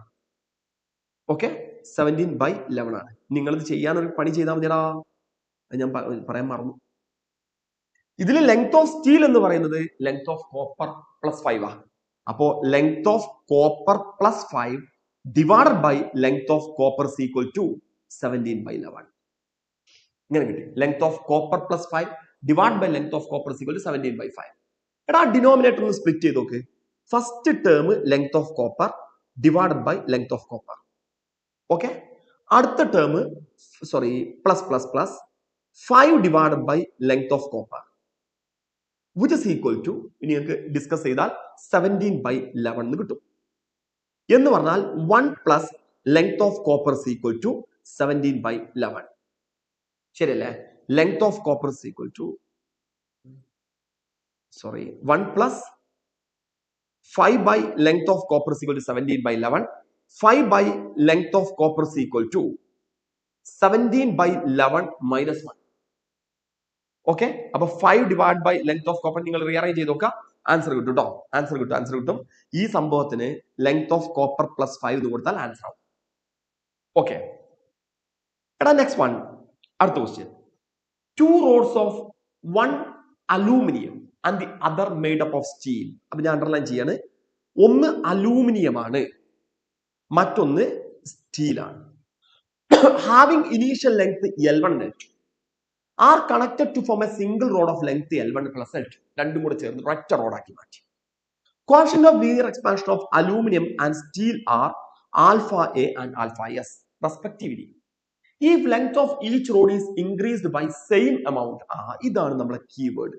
നിങ്ങൾ ടെമ്പറേച്ചർ കൂട്ടി, length of each rod is increased by the same amount. എടാ ടെമ്പറേച്ചർ കൂട്ടുമ്പോൾ രണ്ട് റോഡിന്റെ ലെങ്ത്തും ഒരേപോലെ കൂടുകയാണ് എന്ന് പറഞ്ഞാൽ രണ്ട് റോഡിന്റെയും ചേഞ്ച് ലെങ്ത് സെയിം ആണ്. നോക്ക്, length of each rod is increased by same amount എന്ന് പറഞ്ഞാൽ നിങ്ങൾ ഇങ്ങനെ ആലോചിച്ച് നോക്ക്. അലൂമിനിയത്തിന്റെ ഇനീഷ്യൽ ലെങ്ത് 10 ആണ്, കോപ്പറിന്റെ ഇനീഷ്യൽ ലെങ്ത് 15 ആണ്. ഇതിനെ ചൂടാക്കിയപ്പോൾ അലൂമിനിയം 20 ആയി, കോപ്പർ 25 ആയി. ഇനീഷ്യലി ചേഞ്ച് ലെങ്ത് 5 ആണ്, 15 minus 10. Finally change length 25 minus 20 5 ആണ്. അപ്പൊ ചേഞ്ച് ലെങ്ത് ഇവിടെ രണ്ടാളും സെയിം ആണ്, അങ്ങനെ പറഞ്ഞിട്ടുണ്ട്. Increase by 3 degrees Celsius, then ratio of L1 by L2. ഇതിൽ എനിക്ക് നിങ്ങളെ ഒരു കൃത്യമായിട്ടൊരു കാര്യം കൂടെ പറയാനുണ്ട്. 2 rods of aluminum and other made up of steel having length L1 and L2. അപ്പൊ നമ്മൾ ഇവിടെ L1 ഉം L2 മാർക്ക് ചെയ്യണം. എന്നിട്ട് ഞാൻ പറയും L1 അലൂമിനിയത്തിന്റെ ലെങ്ത് ആണ്, L2 സ്റ്റീലിന്റെ ലെങ്ത് ആണ്. അത് മാർക്ക് ചെയ്യും. ഇനി ആൽഫ എ എന്ന് പറഞ്ഞാൽ അലൂമിനിയത്തിന്റെ കോഎഫിഷ്യന്റ് ഓഫ് എക്സ്പാൻഷൻ ആണ്, ആൽഫ എസ് എന്ന് പറഞ്ഞാൽ സ്റ്റീലിന്റെ കോഎഫിഷ്യന്റ് ഓഫ് എക്സ്പാൻഷൻ ആണ്. എടാ രണ്ടിന്റെയും ചേഞ്ച് ലെങ്ത് സെയിം ആണ്. അങ്ങനെ ചേഞ്ച് ലെങ്ത് സെയിം ആണെങ്കിൽ നമുക്ക് പറയാൻ പറ്റുന്ന ഒരു കാര്യം, length of aluminium divide by alpha aluminium is equal to length of steel divide by alpha steel. എടാ ലെങ്ത് ഓഫ് അലൂമിനിയത്തിനെ അവർ L1 എന്നാണ് വിളിച്ചത്, alpha A is equal to length of steel L2 ആണ്, ആൽഫ എസ്. ഇങ്ങനെ എഴുതാം. ഇനി കണ്ടുപിടിക്കേണ്ടത് L1 divide by L1 plus L2 ആണ്. L1 divide by L1 plus L2 ആണ് കണ്ടുപിടിക്കേണ്ടത്. നമ്മൾ കുറെ ആയിട്ട് മാത്സ് പഠിക്കുന്ന ആളുകളല്ലേ, ഇതിന്ന് L1 by L1 plus L2 കണ്ടുപിടിക്കണം. എന്താ ചെയ്യാ? ഞാനൊരു പണി ഒപ്പിച്ചു. Listen, alpha A divide by alpha S is equal to L2 by L1. കുഴപ്പമില്ലല്ലോ. എടാ ഇവിടെ ഒരു +1 കൊടുത്തു, ഇവിടെയും ഒരു +1 കൊടുത്തു. ഇപ്പൊ LHS നമുക്ക് കിട്ടുന്നത് alpha A plus alpha S divided by alpha S. ഇതാണ് LHS വരുന്നത്. എടാ RHS ഉണ്ടാകുന്നത് L2 plus L1 divided by L1. ഇതാണ് RHS ഉണ്ടാകുന്നത്. ഇതിന്റെ റെസിപ്രോക്കൽ എടുത്ത് നോക്ക്. അപ്പൊ നമുക്ക് ഇവിടെ കിട്ടുന്നത് L1 divide by L1 plus L2. ഇതാണ് ഇവിടെ കിട്ടുക. ഇപ്പുറത്ത് കിട്ടുന്നത് alpha S divided by alpha A plus alpha S, alpha A plus alpha S. ഞാൻ വിചാരിക്കുന്നു നമുക്ക് ആൻസറിൽ എത്തി എന്ന് വിചാരിക്കുന്നു. ഓക്കേടാ, L1 divide by L1 plus L2 is equal to alpha S divide by alpha A plus alpha S. സമയച്ചോ? കിട്ടിയില്ലേ? ഇത്ര പണിയുള്ളൂ. Alpha S divide by alpha A plus alpha S. Clear അല്ലടാ? ആ ക്വസ്റ്റ്യൻ ശരിക്കും മനസ്സിലാക്കണം. രണ്ടിന്റെയും ചേഞ്ച് ലെങ്ത് സെയിം ആയതുകൊണ്ടാണ് ഞാൻ LA alpha A is equal to LS alpha S എഴുതിയത്. LA L1 ആണ്, LS എന്ന് പറഞ്ഞ L2 ആണ്. അത് നമുക്ക് L1 divide by L1 plus L2 കണ്ടുപിടിക്കണം. സിമ്പിൾ ആയിട്ട് ചെയ്തുകൂടെ നിങ്ങൾക്ക്? സി ഓപ്ഷനാണ് ആൻസർ. എടാ അത് കുറെ ആളുകൾക്ക് തെറ്റിയിട്ടുണ്ട്. നന്ദന, ആയിഷ അവരൊക്കെ ചെയ്തിട്ടുള്ളത് ഡി എന്നാണ് പറഞ്ഞത്. കിട്ടിയോടാ? കത്തിയോ? കത്തിയല്ലോ? ഓക്കെ. സി തെറ്റുള്ളത് തിരുത്തണം കേട്ടോ. തെറ്റുള്ളത് നിങ്ങൾ തിരുത്തണം, അത് മനസ്സിലാക്കി വെക്കണം. ഞാൻ അടുത്ത ക്വസ്റ്റ്യൻക്ക് പോവുകയാണ്. ഓക്കെ, അടുത്ത ക്വസ്റ്റ്യൻ പോവാ. Listen, a cup of tea cools from 80 degrees Celsius to 60 degrees Celsius in 1 minute. അപ്പൊ ഞാൻ അതിവിടെ കൃത്യമായിട്ട് എഴുതി. 80 degrees Celsius 60 degrees ആയിട്ട് മാറാൻ എടുക്കുന്ന സമയം 1 മിനിറ്റ് ആണ്, അല്ലെങ്കിൽ 60 സെക്കൻഡ് ആണ്. ഇത് എഴുതി വെച്ചു. Ambient temperature is 30 degrees Celsius എന്ന് പറഞ്ഞാൽ റൂം ടെമ്പറേച്ചർ 30 degrees Celsius ആണ്. അത് നമുക്ക് എന്തുണ്ട്? In cooling from 60 to 50. ചോദ്യം 60 ഡിഗ്രി സെൽഷ്യസിന് 50 ഡിഗ്രി സെൽഷ്യസ് ആയിട്ട് മാറാൻ എത്ര സമയം പിടിക്കും എന്നുള്ളതാണ് ചോദ്യം. ഞാൻ T2 എന്ന് വിളിച്ചു. ആൻസർ വേണ്ടത് സെക്കൻഡിലാണ്. T2 second. എടാ ഈ ടൈപ്പ് ക്വസ്റ്റ്യൻ ചെയ്യാനുള്ള ഐഡിയ ആ വീഡിയോയിൽ കൃത്യമായിട്ട് പറഞ്ഞിരുന്നു. വിത്ത് എക്സാമ്പിൾ പറഞ്ഞിരുന്നു. നിങ്ങൾ ഓർക്കുന്നുണ്ടാവും എന്ന് വിചാരിക്കുന്നു. ന്യൂട്ടൺസ് ലോ ഓഫ് കൂളിംഗ് പറഞ്ഞ സമയത്ത് നിങ്ങൾ എടുത്ത് പറഞ്ഞിരുന്നു dt/dt is equal to -k into t minus t0. എടാ ഈ ഇക്വേഷനുകൾ ഓർമ്മയിൽ വരുന്നുണ്ടോ? dt/dt is equal to -k into t minus t0. വേഗം ഒന്ന് കമന്റ് ചെയ്യും. ഈ ഇക്വേഷൻ ഓർമ്മയിൽ വന്നാൽ വേഗം കമന്റ് ചെയ്യും. ഓക്കെ, ഇനി നമ്മൾ ഈ ക്വസ്റ്റ്യനെ രണ്ട് സെപ്പറേറ്റ് സെക്ഷൻ ആയിട്ട് ഹാൻഡിൽ ചെയ്യണം. ഒന്നാമത്തെ സെക്ഷൻ എന്ന് പറഞ്ഞാൽ ഇവിടെ എല്ലാവരും കേൾക്ക്. 80 60 ആവാൻ എടുക്കുന്ന സമയം 60 സെക്കൻഡ്. സറൗണ്ടിങ്സ് ടെമ്പറേച്ചർ എന്ന് പറഞ്ഞാൽ 30 ഡിഗ്രി സെൽഷ്യസ്. ഓക്കെ, അപ്പൊ ഞാനൊരു പണി ചെയ്തു. 80 60 ആവാണ്. ഈ ഡിടിക്ക് പകരം ഈ ഡിടിക്ക് പകരം 80 60 ആവുന്നത് കൊണ്ട് 80 - 60. എടാ അതിനെടുക്കുന്ന സമയമാണ് ഈ dt. അതെത്രയാ? 10 minute. Okay, which is equal to -k into. ഇവിടെ എന്താണ് എഴുതേണ്ടതെന്നുള്ളൂ ആ വീഡിയോയിൽ കൃത്യമായിട്ട് പറഞ്ഞിട്ടുണ്ട്. ഇവിടെ എഴുതിയ ആളുകളുടെ ആവറേജ് 80 60 ആവുകയാണെങ്കിൽ 80 60 ആവറേജ്. അപ്പൊ തെറ്റാതിരിക്കാനും വേണ്ടി ഞാൻ 80 + 60/2 എന്ന് എഴുതി. എനിക്ക് ശരിക്കും അത് 70 എന്ന് എഴുതിയാൽ മതി, പക്ഷെ ഞാൻ 80 + 60/2 തന്നെ എഴുതി. മൈനസ് സറൗണ്ടിങ്സ് ടെമ്പറേച്ചർ 30 ഇങ്ങനെ കൊടുത്തു. ഇതിൽ സംശയമില്ലല്ലോ. എടാ ഇത് ചെയ്താൽ നമുക്ക് 80 - 60 എന്ന് പറഞ്ഞാൽ 20/10. അപ്പൊ ഇവിടെ 2 വന്നു. which is equal to -k into 70 - 30, അതായത് 40. എടാ ഇത് ഇക്വേഷൻ നമ്പർ 1 കൊടുത്തു. കുഴപ്പമില്ലല്ലോ. ഇനി ഞാൻ ഈ ക്വസ്റ്റ്യന്റെ രണ്ടാമത്തെ സ്റ്റേജിൽ കടന്നു. രണ്ടാമത്തെ സ്റ്റേജ് 60 50 ആവാൻ എത്ര മിനിറ്റ്? സറൗണ്ടിങ്സ് ടെമ്പറേച്ചർ 30 തന്നെ. ഇതേ ഇക്വേഷൻ ഞാൻ വീണ്ടും സബ്സ്റ്റിറ്റ്യൂട്ട് ചെയ്യാം. ഡിടിക്ക് പകരം 60 50 ആകുന്നത് കൊണ്ട് 60 - 50. അതിനെടുക്കുന്ന സമയം T2, which is equal to -k into 60 + 50/2. 60 + 50 divided by 2 എന്ന് പറഞ്ഞാൽ 55 ആയിരിക്കും അല്ലെ? -30. ഓക്കേടാ, അപ്പൊ നമുക്ക് ഇവിടെ കിട്ടുന്നത് 10/T2 equal to -k into 55 - 30. 55 - 30 എത്രയാണ് വരിക? 55 - 30 25.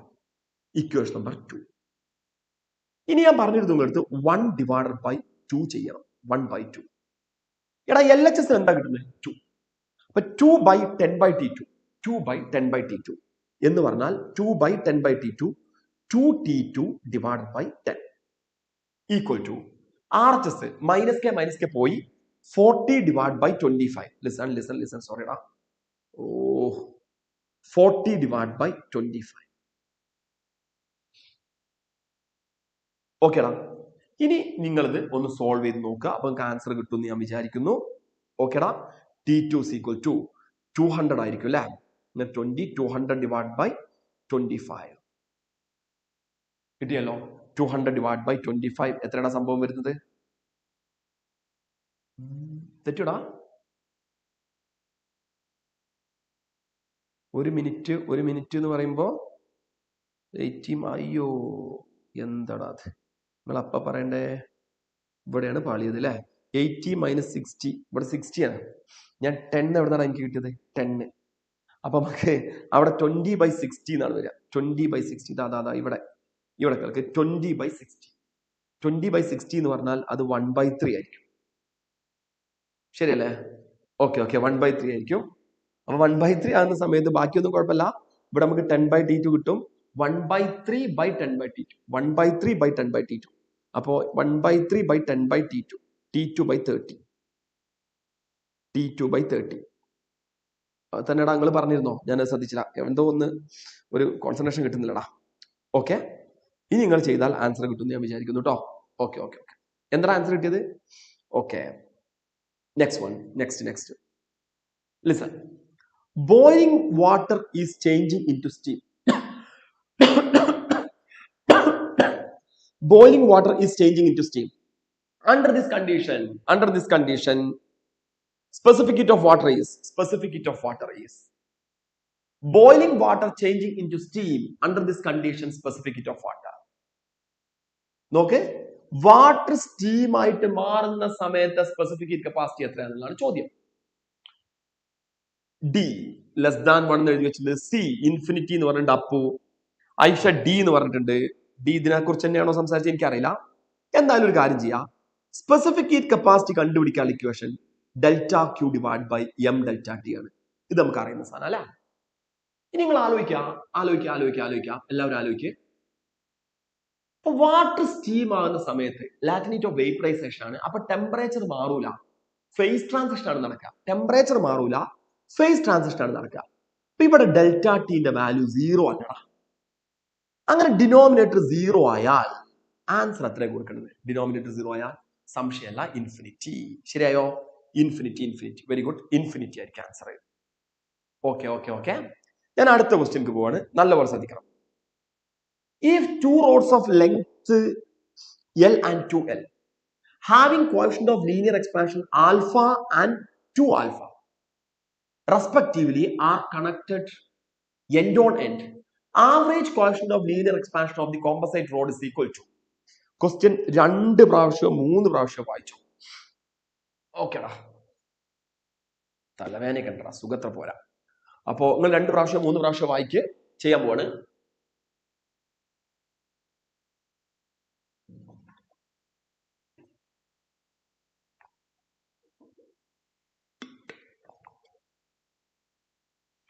ഓക്കെ, നന്ദനക്ക് എങ്ങനെ എത്ര പെട്ടെന്ന് സീൻ ആൻസർ കിട്ടിയടാ? ഇതിന്റെ ആൻസർ ആണോ പറഞ്ഞത്? നന്ദന എങ്ങനെ പെട്ടെന്ന് സീൻ ആൻസർ കിട്ടി? വളരെ ഫാസ്റ്റ് ആയിട്ട് കിട്ടിയല്ലോ. ഓക്കെ, നമുക്ക് സ്റ്റാർട്ട് ചെയ്യാം കേട്ടോ. നോക്കി, 2 rods of length L and 2L having coefficient of linear expansion alpha and 2 alpha respectively are connected end on to. Okay, അപ്പൊ നമുക്ക് കാര്യം ചെയ്യടാ. ലിസൺ. ഇത് നിങ്ങളെ കയ്യിലുള്ള ഒരു റോഡാണ്. എല്ലാവരും ശ്രദ്ധിക്കട്ടോ, ശ്രദ്ധയോടെ കേട്ടോ, പറയുന്നത് കേട്ടാൽ നിങ്ങൾക്ക് മനസ്സിലാവും. ഇത് നിങ്ങളെ കയ്യിലുള്ള അടുത്ത റോഡാണ്. ഇത് രണ്ടും ഞാൻ എൻഡ് ഓൺ ആയിട്ട് കണക്ട് ചെയ്തിട്ടുണ്ട്. ആദ്യത്തെ റോഡിന്റെ ലെങ്ത് L ആണെങ്കിൽ അടുത്ത റോഡിന്റെ ലെങ്ത് 2L ആണ്. അപ്പൊ ഈ കോമ്പസൈറ്റ് റോഡിന്റെ ടോട്ടൽ ലെങ്ത് എന്ന് പറഞ്ഞാൽ 3L ആണ്. ആദ്യത്തെ റോഡിന്റെ coefficient of linear expansion alpha 1 is equal to alpha എന്ന് കൊടുത്തു. Alpha 1 is equal to alpha എന്ന് കൊടുത്തു. രണ്ടാമത്തെ ആളത് alpha 2 is equal to 2 alpha എന്ന് കൊടുത്തു. കുഴപ്പമില്ലല്ലോ. ഇനി നിങ്ങൾക്ക് ചോദിക്കുകയാണ്, ഈ കോമ്പസൈറ്റ് റോഡിനെ ഇത് രണ്ടിനെയും സെപ്പറേറ്റ് ആയിട്ട് കാണാതെ ഒരൊറ്റ റോഡായിട്ട് നിങ്ങൾ ഇതിനെ കണ്ടാൽ അതിന്റെ കോഫിഷ്യന്റ് ഓഫ് ലീനിയർ എക്സ്പാൻഷൻ എത്രയാണെന്നുള്ളതാണ് ചോദ്യം. 2 rods length L and 2L having coefficient of linear expansion alpha and 2 alpha respectively are connected to end on end. Average coefficient of linear expansion of the composite rod. അപ്പൊ ഞാനൊരു കാര്യം ചെയ്തു. ഈ first റോഡിന്റെ എല്ലാവരും ശ്രദ്ധിക്കട്ടോ, first റോഡിന്റെ change ലെങ്തിനെ delta L1 എന്ന് വിളിച്ചു. രണ്ടാമത്തെ റോഡിന്റെ ചേഞ്ച് ലെങ്തിനെ ഡെൽറ്റ L2 എന്ന് വിളിച്ചു. ഓക്കെ. ഇനി delta L1 L1 alpha 1 delta T എന്ന് എഴുതാം. അറിയാലോ, delta L2 L2 alpha 2 delta T എന്ന് കൊടുക്കാം. ക്ലിയർ അല്ലടാ?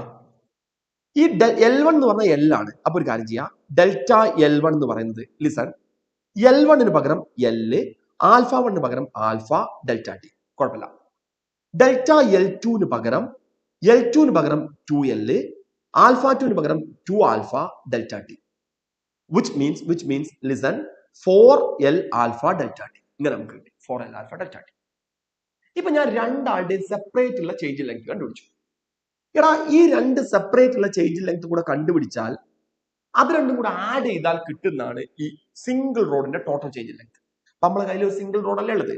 ആ സിംഗിൾ റോഡിന്റെ ടോട്ടൽ ചേഞ്ച് ലെങ്തിനെ ഞാൻ ഡെൽറ്റ L എന്ന് വിളിച്ചു, which is equal to delta L1 plus delta L2 എന്ന് എഴുതാം. ആ കൺസെപ്റ്റ് മനസ്സിലാക്കണം.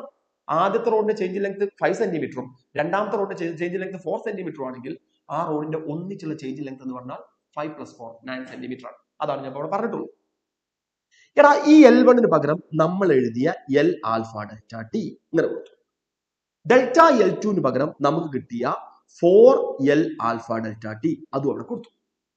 ഇനി ആ കോമ്പസൈറ്റ് റോഡിന്റെ ഒന്നിച്ചുള്ള ചേഞ്ച് ലെങ്ത് എഴുതുമ്പോൾ ശ്രദ്ധിക്കണം, ഒന്നിച്ചുള്ള ചേഞ്ച് ലെങ്ത് ഞാൻ കളർ മാറ്റി എഴുതാം. അപ്പൊ നിങ്ങൾ എനിക്ക് ഇതിന്റെ ഒന്നിച്ചുള്ള ലെങ്ത് എത്രയാന്ന് പറഞ്ഞു തരണം. L plus L 3L. സമ്മതിച്ചല്ലോ. ഇനി ആ ഒന്നിച്ചുള്ള ആൽഫ, അതാണ് ഇവിടുത്തെ ആവറേജ് ആൽഫ എന്ന് പറയുന്നതാ. അതിനെ ഞാൻ ആൽഫ എസ് എന്ന് വിളിച്ചു. ആൽഫ എസ് എന്ന് പറഞ്ഞാൽ സീരീസ് ആയിട്ട് ഈ റോഡുകൾ കണക്ട് ചെയ്തപ്പോഴുള്ള ആവറേജ് ആൽഫ എസ് എന്ന് വിളിച്ചു. ഇനിയടാ ഡെൽറ്റ ടി എന്ന് കൊടുത്തു.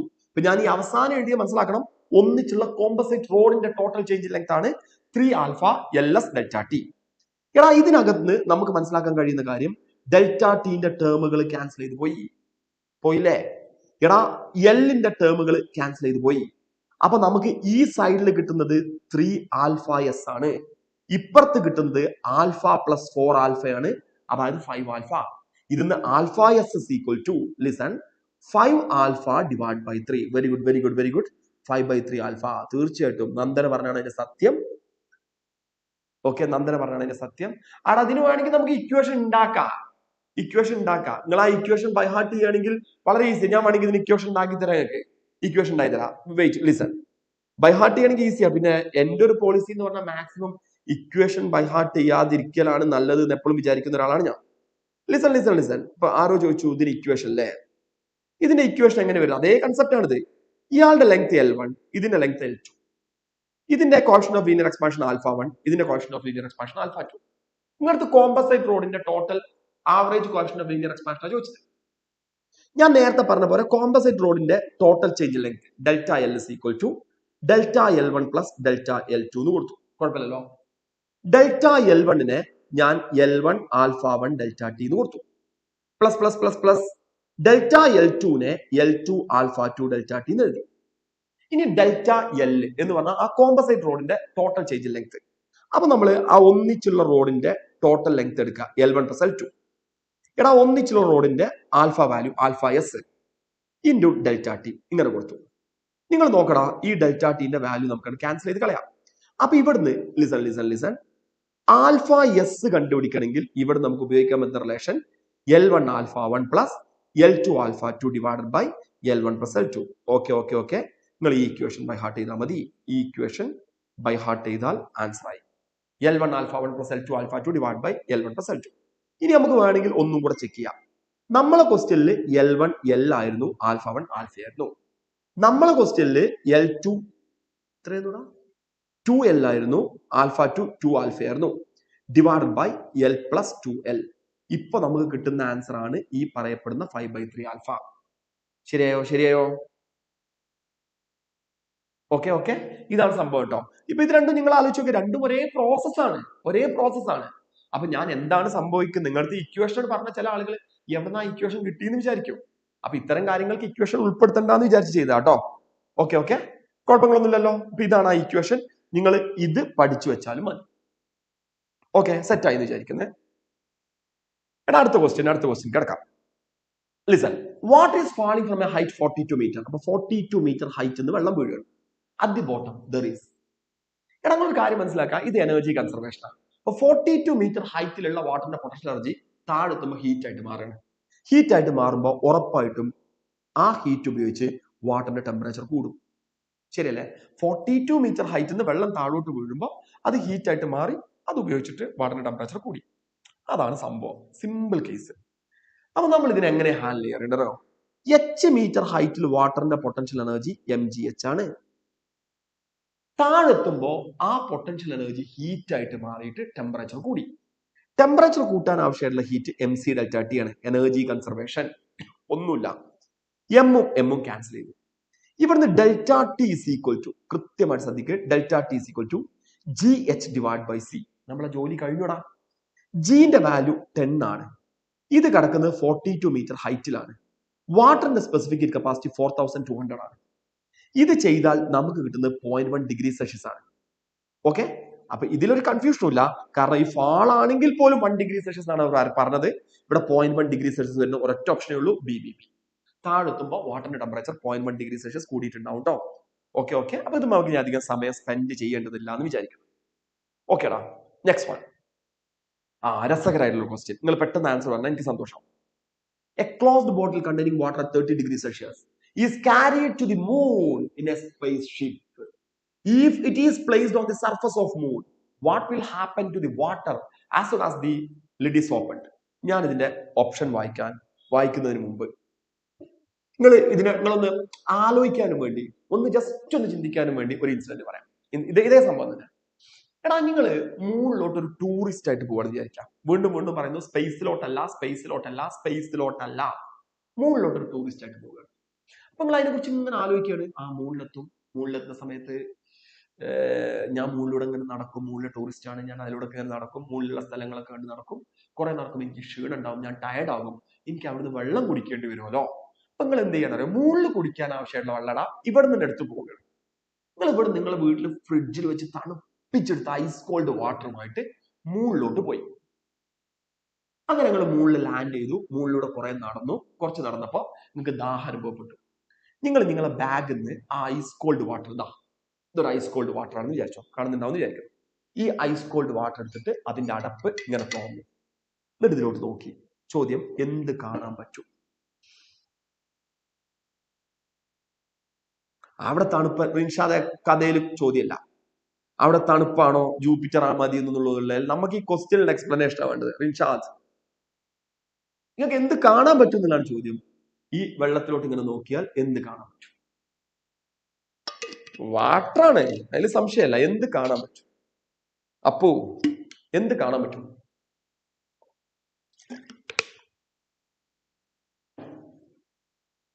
വെള്ളം ആകും. ഇവിടുന്ന് കൊണ്ടുപോയത് തന്നെ വെള്ളമാണല്ലോ. ഞാൻ ഉപയോഗിച്ച വാക്കുകൾ ശ്രദ്ധിച്ചോ എനിക്കറിയില്ല. ഞാൻ പറഞ്ഞത് ഐസ് കോൾഡ് വാട്ടർ എന്നാണ് പറഞ്ഞത്. ഐസ് കോൾഡ് വാട്ടർ എന്നാണ് പറഞ്ഞത്. വേണ്ട, ഞാൻ ആൻസർക്ക് വരാം. നിങ്ങൾ കേട്ടിട്ടുണ്ട്, പ്രഷർ കുറഞ്ഞാൽ, ലിസൺ, പ്രഷർ കുറഞ്ഞാൽ വാട്ടറിന്റെ ബോയിലിംഗ് പോയിന്റ് കുറയും. അത് കേട്ടിട്ടുണ്ടാവും. പ്രഷർ കുറച്ചാൽ വാട്ടറിന്റെ ബോയിലിംഗ് പോയിന്റ് കുറയും. അങ്ങനെയാണ് ട്രിപ്പിൾ പോയിന്റ് എന്നുള്ള അവസ്ഥയ്ക്ക് നമ്മൾ എത്തുന്നത്. സാധാരണ രീതിയിൽ അറ്റ്മോസ്ഫിയറിക് പ്രഷർ 1 atm ആണ്, അല്ലെങ്കിൽ 76 സെന്റിമീറ്റർ ഓഫ് മെർക്കുറി ആണ്. 1 atm അല്ലെങ്കിൽ 76 സെന്റിമീറ്റർ ഓഫ് മെർക്കുറി. നിങ്ങൾ കേട്ടിട്ടുണ്ടാവും ഈ പ്രഷർ കുറച്ച് 1 atm പകരം 0.006 atm അല്ലെങ്കിൽ 6.11 × 10⁻³ atm അല്ലെങ്കിൽ 0.76 സെന്റിമീറ്റർ ഓഫ് മെർക്കുറി ആക്കിയാൽ അവിടെ വാട്ടറിന്റെ ബോയിലിംഗ് പോയിന്റ് 0.01 ഡിഗ്രി സെൽഷ്യസ് ആണ്. ഇതാണ് ട്രിപ്പിൾ പോയിന്റ് എന്ന് പറയുന്നത്. 0.01 ഡിഗ്രി സെൽഷ്യസ് എന്ന് പറഞ്ഞാൽ ഇത്രയും പ്രഷറിലോട്ട് പ്രഷർ കുറച്ചാൽ actually 0.01 degree Celsius water boil ചെയ്യും. 0.01 ഡിഗ്രി സെൽഷ്യസ്. അത് നിങ്ങൾ മനസ്സിലാക്കണം. ഓക്കെ. ഇനി കേൾക്ക്. മൂണില് അറ്റ്മോസ്ഫിയർ ഉണ്ടോ? ഇല്ല, നമുക്കറിയാലോ. അപ്പോ മൂണില് അറ്റ്മോസ്ഫിയർ ഇല്ലെങ്കിൽ അവിടുത്തെ പ്രഷർ, അറ്റ്മോസ്ഫിയറിക് പ്രഷർ എന്നുള്ള വേർഡിന് യാതൊരു റോളുമില്ല, വട്ടപ്പൂജ്യമായിരിക്കും. നിങ്ങൾ ഏത് ടെമ്പറേച്ചറിലുള്ള വെള്ളമെടുത്ത് പോയാലും മൂണിലെത്തിക്കഴിഞ്ഞാൽ അതൊരു ബോയിലിംഗ് സ്റ്റേജിലായിരിക്കും. നിങ്ങൾ ഇവിടുന്ന് 20 ഡിഗ്രി സെൽഷ്യസിൽ കൊണ്ടുപോയാലും 10 ഡിഗ്രി സെൽഷ്യസിൽ കൊണ്ടുപോയാലും 15 ഡിഗ്രി സെൽഷ്യസ് കൊണ്ടുപോയാലും അറ്റ്മോസ്ഫിയർ ഇല്ലാത്തതുകൊണ്ട്, പ്രഷർ ലോവസ്റ്റ് സ്റ്റേറ്റിലായതുകൊണ്ട് ഏത് ടെമ്പറേച്ചറിലുള്ള വെള്ളമാണെങ്കിലും അത് ബോയിൽ ചെയ്യുന്ന ഒരു സാഹചര്യമാണ് ഉണ്ടാവുക. മനസ്സിലാക്കാം. അപ്പൊ നമ്മളെ ക്വസ്റ്റ്യൻക്ക് വരാം. A closed bottle containing water 30 degree Celsius is carried to the moon in spaceship. If it is placed on the surface of the moon, what will happen to the water as soon as the lid is opened? എന്നിട്ട് പറയുന്നത് water will freeze. എനിക്ക് ഉറപ്പാണ് നിങ്ങൾ ഈ answer select ചെയ്യും, കാരണം അവിടെ ice അല്ലേ. അതൊക്കെയാണ് നിങ്ങൾ കമന്റ് ചെയ്യുന്നത്. Water will boil, it will decompose to hydrogen oxygen, nothing will happen to the it. Answer water will boil. കിട്ടിയോടാ? പോയിന്റ് കിട്ടിയോ? ഇനി ഇതുപോലെ ഒരു സംഭവം ചോദിച്ചു.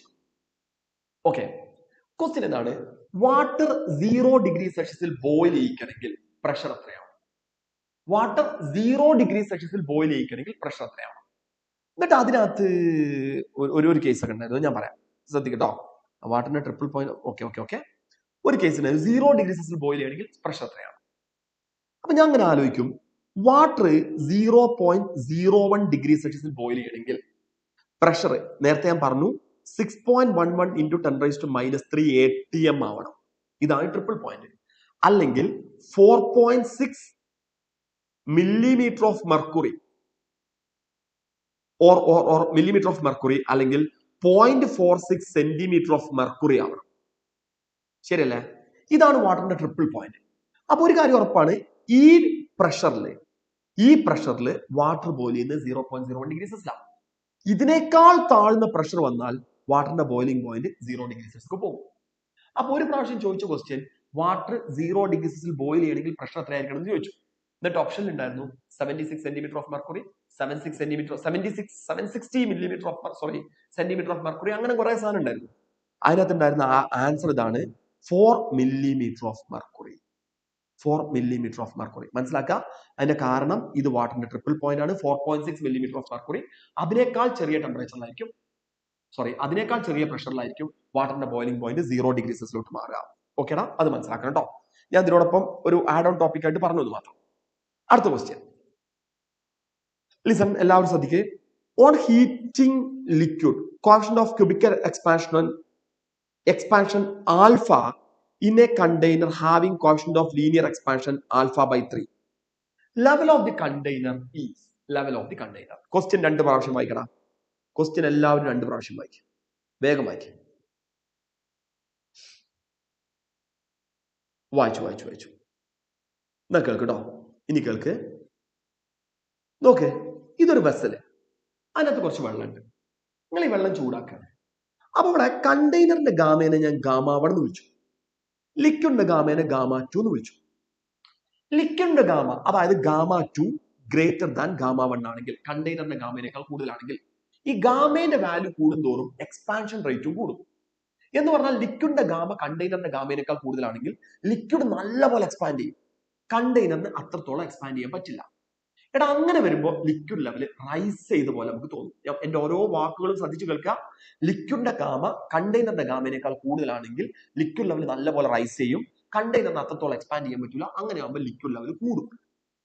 ശരിയല്ല?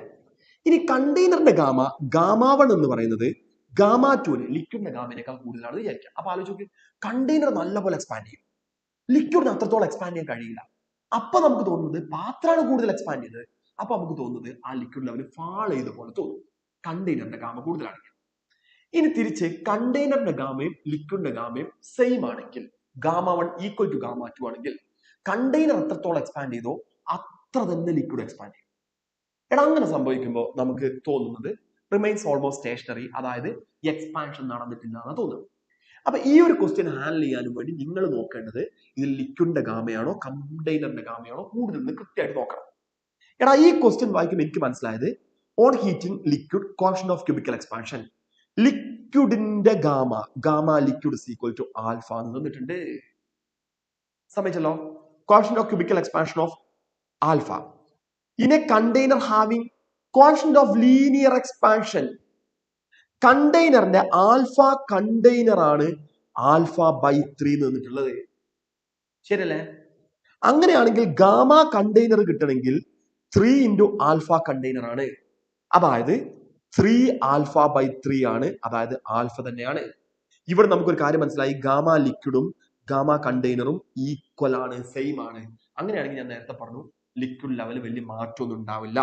നമ്മൾ answer remains almost stationary. Okay, very good.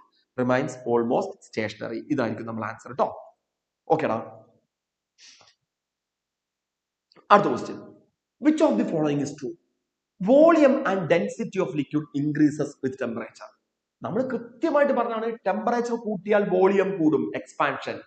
എന്നാൽ density is equal to mass by volume ആണ്. ടെമ്പറേച്ചർ കൂട്ടിയാൽ മാസിനൊന്നും സംഭവിക്കുന്നില്ല, പക്ഷെ ടെമ്പറേച്ചർ കൂട്ടിയാൽ വോളിയം കൂടുന്നുണ്ട്, അതുകൊണ്ട് ഡെൻസിറ്റി കുറയുന്നുണ്ട്.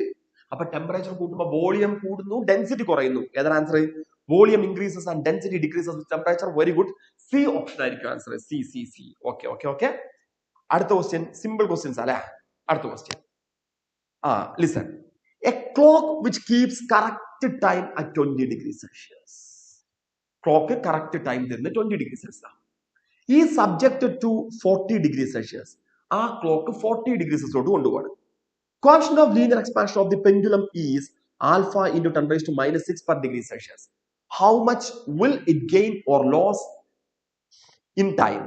എത്രത്തോളം ടൈം ലോസ് അല്ലെങ്കിൽ ടൈം ഗെയിൻ ഉണ്ടാകും? കാരണം നമുക്ക് സെക്കൻഡ്സ് പെർ ഡേ എന്നാണ് ക്വസ്റ്റ്യൻ തന്നിട്ടുണ്ട്, അല്ലെങ്കിൽ മിനിറ്റ്സ് പെർ ഡേ എന്തെങ്കിലും ആവട്ടെ. ഞാൻ അടുത്ത് പറഞ്ഞൊരു കേസ് ഉണ്ട്, ടൈം ലോസ് പെർ ഡേ കണ്ടുപിടിക്കാനുള്ള equation half alpha delta theta into 86,400 second. ഇതാണ് ടൈം ലോസ് പെർ ഡേ. ഇത് ഓർക്കുന്നുണ്ടോ നിങ്ങൾ? ഓർക്കുന്നുണ്ടോ? ഇത് ഓർമ്മയിലുണ്ടോ? Time loss in a pendulum clock. Time loss is equal to half alpha delta theta into 86,400. Okay Nesla yes. Okay Arsheen ഒക്കെ പറഞ്ഞു യെസ് എന്ന് പറഞ്ഞു. ഓക്കെ എടാ അങ്ങനെ വരുമ്പോ നമുക്ക് ഈ പ്രോബ്ലം ഈസി ആയിട്ട് ചെയ്യേ. Half into alpha value 12 into 10⁻⁶ ആണ്. ഡെൽറ്റ തീറ്റ എന്ന് പറഞ്ഞാൽ 20 ന്ന് 40 ആയി. അപ്പൊ ചേഞ്ച് ഇൻ ടെമ്പറേച്ചർ 20 ആണ്. ഇനി അവിടെ ഉള്ളത് എന്ന് പറയുന്നത് ലിസൺ 86,400 ആണ്. ഇത്രയും സെക്കൻഡ് നോക്ക്. ഇവിടെ ഒരു 10⁻⁻6 ഉണ്ട് അല്ലെ. അപ്പൊ ഞാനൊരു പണി ചെയ്തു. 1 2 3 4 5 ഇതിനെ 0.86 ആക്കി. വേണ്ട. ഓക്കെ 0.86 ആക്കുന്ന സമയത്ത് 10⁻5 വരും. ഇതും കൂടെ സോറി ഈ 20-ലെ ഇതും കൂടെ പോയി. ഈ 2 പോയി. അപ്പൊ നമുക്ക് കിട്ടുന്നത് 12 ഇൻറ്റു 0.86 കഴിഞ്ഞു. 12 into 0.86 12 into 0.86 second per day. എടാ ഇതിൽ 12 ഇൻറ്റു 0.86 എന്ന് പറയുന്നത് 10.3 ആയിരിക്കും. വെരി ഗുഡ് 10.3 അല്ലെ. 12 ഇൻറ്റു 0.86 എന്ന് പറയുന്നത് ഒരിക്കലും 20 ആവില്ലല്ലോ. അത് നിങ്ങൾക്ക് ആലോചിക്കാൻ മനസ്സിലാവും. 12 ഇൻറ്റു 1 ആണെങ്കിലാണ് 12 വരിക. 12 ഇൻറ്റു 0.86 ആകുമ്പോൾ ഉറപ്പായിട്ടും 12-ന് താഴെ ആയിരിക്കും. 12-ന് താഴെ വരുന്ന ഒറ്റ ഓപ്ഷൻ ആണത് 5-ഉം 10.3 ഉണ്ട്. 10.3 ആൻസർ വരുള്ളൂ, 5 വരില്ല. ഓക്കെ സിമ്പിൾ ആയിട്ടുള്ള ഒരു കാൽക്കുലേഷൻ ആണ്. ഞാനത് അവിടെ അവസാനിപ്പിച്ചു. അടുത്ത ക്വസ്റ്റ്യൻ എല്ലാവരും വായിക്കേ. Maximum wavelength of radiation emitted at 900 Kelvin is 5 microampere. അപ്പൊ ഒരു കാര്യം ചെയ്യാണ്. ടെമ്പറേച്ചർ 900 കെൽവിൻ ആകുന്ന സമയത്ത് എമിറ്റ് ചെയ്ത റേഡിയേഷന്റെ മാക്സിമം വേവ്ലെങ്ത് എന്ന് പറയുന്നത് 4 മൈക്രോമീറ്റർ ആണ്. 4 മൈക്രോമീറ്റർ. ഇനി ചോദ്യം, what will be the maximum wavelength of radiation emitted at 1200 kelvin? 1200 kelvin ആകുന്ന സമയത്ത് വേവ്ലെങ്ത് എത്രയാണെന്നുള്ളതാണ് ചോദ്യം. ലിസൺ, 1200 കെൽവിൻ ആകുന്ന സമയത്ത് വേവ്ലെങ്ത് എമിറ്റഡ് എത്രയാണെന്നുള്ളതാണ് ചോദ്യം. എടാ നിങ്ങൾ എല്ലാവരും വെയിൻസ് ഡിസ്പ്ലേസ്മെന്റ് ലോ ഓർക്കുന്നുണ്ടാകും. വെയിൻസ് ഡിസ്പ്ലേസ്മെന്റ് ലോ കൃത്യമായിട്ട് പറയുന്നുണ്ട്. Lambda M wavelength inversely proportional to absolute temperature. ഞാൻ വീണ്ടും എടുത്ത് പറഞ്ഞിരുന്നു, ഈ ടെമ്പറേച്ചർ എടുക്കുന്നത് കെൽവിൻ സ്കെയിലായിരിക്കണം. അതാണ് നമ്മളെ പോയിന്റ്. കെൽവിൻ സ്കെയിലായിരിക്കണം ടെമ്പറേച്ചർ എടുക്കുന്നത്. എടാ നമുക്ക് വേണ്ടത് ലാംഡ 2 ആണ് വേണ്ടത്. Lambda 2 divided by lambda 1 is equal to lambda 2 by lambda 1 is equal to listen T1 by T2. ഇത് നമുക്ക് അറിയുന്നതല്ലേ. ലാംഡ 2 കണ്ടുപിടിക്കണം. ലാംഡ 1ന്റെ വാല്യൂ 4 മൈക്രോമീറ്റർ ആണ്. ആൻസർ മൈക്രോമീറ്ററിലായതുകൊണ്ട് കൂടുതൽ പണിയൊന്നും എടുക്കണം. ഇവിടെ മീറ്ററിലുണ്ട് അല്ലെ. നമുക്ക് നോക്കാം എന്താ സംഭവിക്കുന്നത്. T1 എന്ന് പറഞ്ഞ് 900 ആണ്. T2 എന്ന് പറഞ്ഞ് 1200 ആണ്. കഴിഞ്ഞു. എടാ ഇതും പോയി. ഈ 9ഉം 12ഉം കൂടെ ക്യാൻസൽ ചെയ്താൽ ഇവിടെ 3 വരും, ഇവിടെ 4 വരും. ഈ 4ഉം നമ്മൾ കട്ട് ചെയ്ത് കളയും. അപ്പൊ ലാംഡ 2 is equal to എനിക്ക് കിട്ടിയ ആൻസർ 3 മൈക്രോമീറ്റർ ആണ്. കമന്റ് ബോക്സ് നോക്കണം എത്ര ആൾക്ക് 3 മൈക്രോമീറ്റർ കിട്ടിയിട്ടുണ്ട്. Very good. എ ഓപ്ഷൻ കിട്ടിയിട്ടുണ്ട് അല്ലേ. ചെയ്തോ നമുക്ക്. വെയിൻസ് ഡിസ്പ്ലേസ്മെന്റ് ലോ മാത്രം അറിഞ്ഞാൽ മതി. അപ്പോ എവിടെടാ? ഇപ്പൊ കാണുന്നില്ലല്ലോ. ഓക്കെ അപ്പു ഓക്കെ കിട്ടി. നന്ദനാക്ക് കിട്ടിയില്ല. എടാ അടുത്ത question. Next one. Okay, listen. 4 rods of same material are taken. Length and radius of cross section are given below. In which rod the heat flow will be maximum? ഏത് റോഡിലാണ് heat flow maximum ആകുക എന്നുള്ളതാണ് ചോദ്യം. When the temperature difference across the ends of the road is same under steady state. ഞാനൊരു road വരച്ച് കാണിക്കാനൊക്കെ. Listen, ഈ കാണുന്നതാണ് road. Okay, ഇത്തരത്തിലുള്ള 4 റോഡുകളുണ്ട്. അവർ പറയാണ് 2 റോഡിനും എക്രോസ് ആയിട്ടുള്ള ടെമ്പറേച്ചർ ഡിഫറൻസ് സെയിം ആണ്. അപ്പൊ എനിക്ക് മനസ്സിലായത് ഈ ക്വസ്റ്റ്യൻ വായിച്ചപ്പോൾ DT സെയിം ആണെന്ന് മനസ്സിലായി. ക്വസ്റ്റ്യങ്ങൾ 2 പ്രാവശ്യം വായിക്കണം. എടാ തെർമൽ കണ്ടക്ടിവിറ്റി സെയിം ആണെന്ന് ക്വസ്റ്റ്യനിൽ കൃത്യമായിട്ട് പറഞ്ഞിട്ടുണ്ട്. ഇനി ചോദ്യം എന്താ? Which road heat will flow maximum? ഏത് റോഡിലൂടെയാണ് ഏറ്റവും കൂടുതൽ ഹീറ്റ് ഫ്ലോ ചെയ്യുക? നമുക്കറിയാം സോളിഡ് ബോഡിയിലൂടെ ഫ്ലോ ചെയ്യുന്ന heat KADT into T divided by X. എടാ ഒരു ഗിവൺ ടൈമിൽ ഫ്ലോ ചെയ്യുന്ന ഹീറ്റ് നമ്മൾ ഹീറ്റ് കറന്റ് എന്നാണ് വിളിക്കുക. അത് കണ്ടുപിടിക്കാനുള്ള ഇക്വേഷൻ Q/T ആണ്. അത് കാൽക്കുലേറ്റ് ചെയ്യുമ്പോൾ നമുക്ക് KA dt/x. ഇത് ഞാൻ പറഞ്ഞിരുന്നു എടുത്ത് ഓർക്കുന്നുണ്ടാവും എന്ന് വിചാരിക്കുന്നത്. പറഞ്ഞിട്ടുണ്ടല്ലോ. ഇത് പറയാതിരിക്കുമല്ലോ. തെർമൽ കണ്ടക്ടിവിറ്റി സെയിം ആണെന്ന് പറഞ്ഞിട്ടുണ്ട്. ഓക്കെ, ടെമ്പറേച്ചർ ഡിഫറൻസ് സെയിം ആണെന്ന് പറഞ്ഞിട്ടുണ്ട്. അപ്പൊ നോക്കി, ഏറ്റവും കൂടുതൽ കണ്ടക്ട് ചെയ്യുന്ന ആൾ ആരാണെന്ന് ചോദിക്കുകയാണെങ്കിൽ ഏറ്റവും കൂടുതൽ ഏരിയയും ഏറ്റവും കുറവ് തിക്നെസ് ഉള്ള ആൾ. ഏരിയ കൂടണമെങ്കിൽ റേഡിയസ് കൂടും. അപ്പൊ ഏറ്റവും കൂടുതൽ റേഡിയസ് ഉള്ള ആൾ സെലക്ട് ചെയ്യണം. അതിന് ഏറ്റവും കുറവ് തിക്നെസ് ഉള്ള ആളെ സെലക്ട് ചെയ്യണം. അപ്പൊ ഇവിടെ റേഡിയസ് 0.5 ആണ്, ഇവിടെ റേഡിയസ് 1 ആണ്, ഇവിടെ റേഡിയസ് 1.5 ആണ്, ഇവിടെ റേഡിയസ് 2 സെന്റിമീറ്റർ ആണ്. അപ്പൊ ഏറ്റവും കൂടുതൽ റേഡിയസ് ഉള്ള ആൾ ഇയാളാണ്. ശരിയല്ലേ? ഇനി അപ്പൊ ഏറ്റവും കൂടുതൽ റേഡിയസും ഏറ്റവും കുറവ് ലെങ്ത്തും അല്ലേ? ആ പണിയല്ലടാ, അങ്ങനെ പ്രശ്നം വന്നു. ലെങ്ത് കുറവാണ് അല്ലെ? നമുക്കൊരു കാര്യം ചെയ്യാം. ഹീറ്റ് കറന്റ് നിങ്ങൾക്ക് പെട്ടെന്ന് നോക്കാം. Heat current proportional to r²/x എഴുതാം. ഇതിൽ ഏതാണ് വലുത് നോക്കണം. r²/x. ഇനി നമ്മളൊരു ജോലി എന്ന് പറഞ്ഞാല് ഫസ്റ്റ് കേസിൽ r², ഈ ഓപ്ഷനിൽ ഇത് നോക്കേണ്ട ആവശ്യമുണ്ടോ? നോക്കാം നമുക്ക് അല്ലെ. ഈ കേസിൽ r² എന്ന് പറഞ്ഞാൽ 0.25 ആണ്, ഡിവൈഡ് ബൈ x എത്രടാ? 50 ആണ്. ഇതാണ് ഫസ്റ്റ് കേസിൽ 0.25 ഡിവൈഡ് ബൈ 50. രണ്ടാമത്തെ കേസിൽ r² 1 ആണ്, x 100 ആണ്, 1/100. ഓക്കെടാ. അപ്പൊ ഇതിലൊരു പ്രശ്നം ഉണ്ടല്ലോ. ഇത് 1/4 ആണെങ്കിൽ ഒരു സംശയമല്ല, ഇത് 1/200 ആണ്. 0.25 എന്ന് പറഞ്ഞാൽ 1/4 ആണ്. അടുത്ത ആള് 1/100 ആണ് നമുക്ക് കിട്ടിയത്. ശരിയല്ലേ? മൂന്നാമത്തെ ആള് 1.5ന്റെ സ്ക്വയർ എന്ന് പറഞ്ഞാൽ 2.25 ഡിവൈഡഡ് ബൈ 75. 1.5ന്റെ സ്ക്വയർ 2.25 ഡിവൈഡഡ് ബൈ 75. ഇതാണ് മൂന്നാമത്തെ ആള്. നാലാമത്തെ തന്നെയാണ് ശരിയാവുക. നാലാമത്തെ ആള് 4 ഡിവൈഡ് ബൈ 100. ഇപ്പൊ നമുക്ക് ഏകദേശം ഐഡിയ കിട്ടി. ഇതെന്തായാലും 4/100 അല്ല എന്നുള്ള കാര്യം ഉറപ്പല്ലേ? 4 വരില്ലല്ലോ, അത് ഇല്ല. അപ്പൊ ആൻസർ ഇതാ നോക്കുമ്പോഴേ മനസ്സിലാവും, ഡി ഓപ്ഷൻ ആൻസർ കേട്ടോ. ഡി 4/100. ഒന്ന് 1/200 ആണ്, മറ്റൊന്ന് 1/100 ആണ്, മറ്റൊന്ന് 2.25 ഡിവൈഡ് ബൈ 75 ആണ്. ഒരു രക്ഷയില്ല. അടുത്തത് 4/100. 4/100 ആണ് ഏറ്റവും വലുത്. അപ്പൊ തീർച്ചയായിട്ടും ഡി ഓപ്ഷൻ ആയിരിക്കും ആൻസർ. ഓക്കെ, എടാ അടുത്ത question. Speediest mode of heat transfer. ഇതിനകത്ത് ഏത് മോഡിനാണ് ഏറ്റവും കൂടുതൽ സ്പീഡ് ഉള്ളത്, ഏറ്റവും ഫാസ്റ്റ് ആയിട്ട് നടക്കുന്നത്? ഒരു ഡൗട്ടും ഇല്ല, റേഡിയേഷൻ ആണ്. കാരണം തെർമൽ റേഡിയേഷൻ എന്നാണ് അറിയപ്പെടുന്നത് ഇൻഫ്രാറെഡ് ആണ്. ഞങ്ങൾക്ക് പറഞ്ഞിട്ടുണ്ട് ഇൻഫ്രാറെഡിന്റെ സ്പീഡ് 3 × 10⁸ മീറ്റർ പെർ സെക്കൻഡ് ആണ്. ഇലക്ട്രോമാഗ്നറ്റിക് വേവ് ആണ്, ലൈറ്റിന്റെ സ്പീഡ് ആണ്. അതുകൊണ്ട് speedest mode of heat transfer എന്ന് പറയുന്നത് ഇൻഫ്രാറെഡ് ആണ്.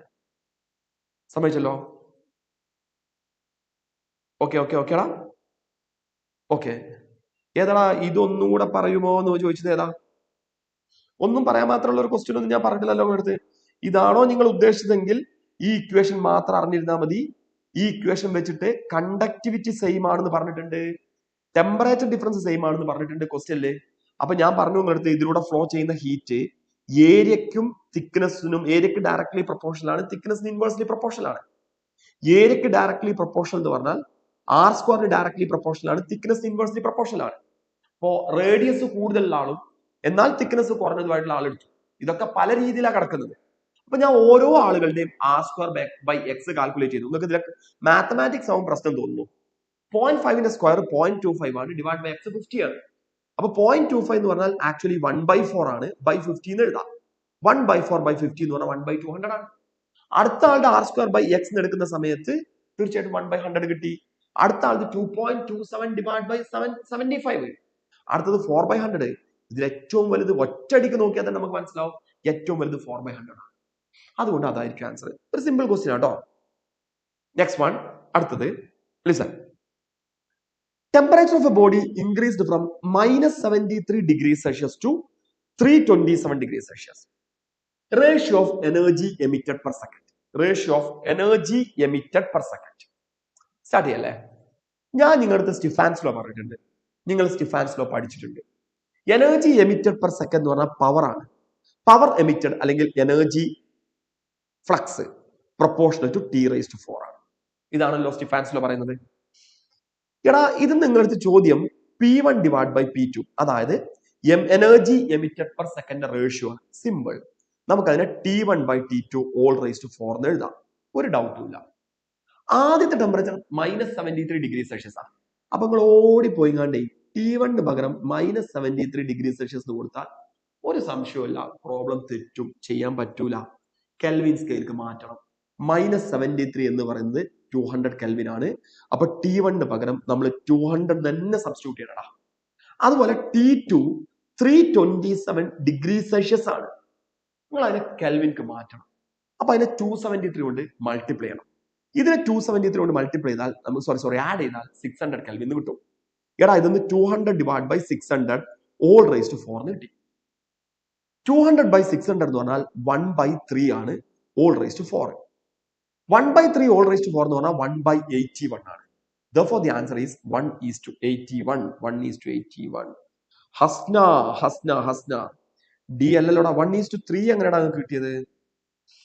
1:3 എങ്ങനെ വന്നു എന്നുള്ളതാണ് നന്ദനേന്റെ അടുത്ത്, ഹസ്നേന്റെ അടുത്ത് ഒക്കെ എനിക്ക് ചോദിക്കാനുള്ളത്. എനിക്ക് മനസ്സിലായി അവരാ റൈസ് ടു 4 എടുക്കാൻ മറന്നിട്ടുണ്ട്. മറവി പ്രശ്നട്ടാ. 273 ശരിയല്ലേ? -73 അല്ലേ? അപ്പം 200 തന്നെയല്ലേ? കെൽവിൻക്ക് മാറ്റുമ്പോൾ 200 തന്നെയാണല്ലോ.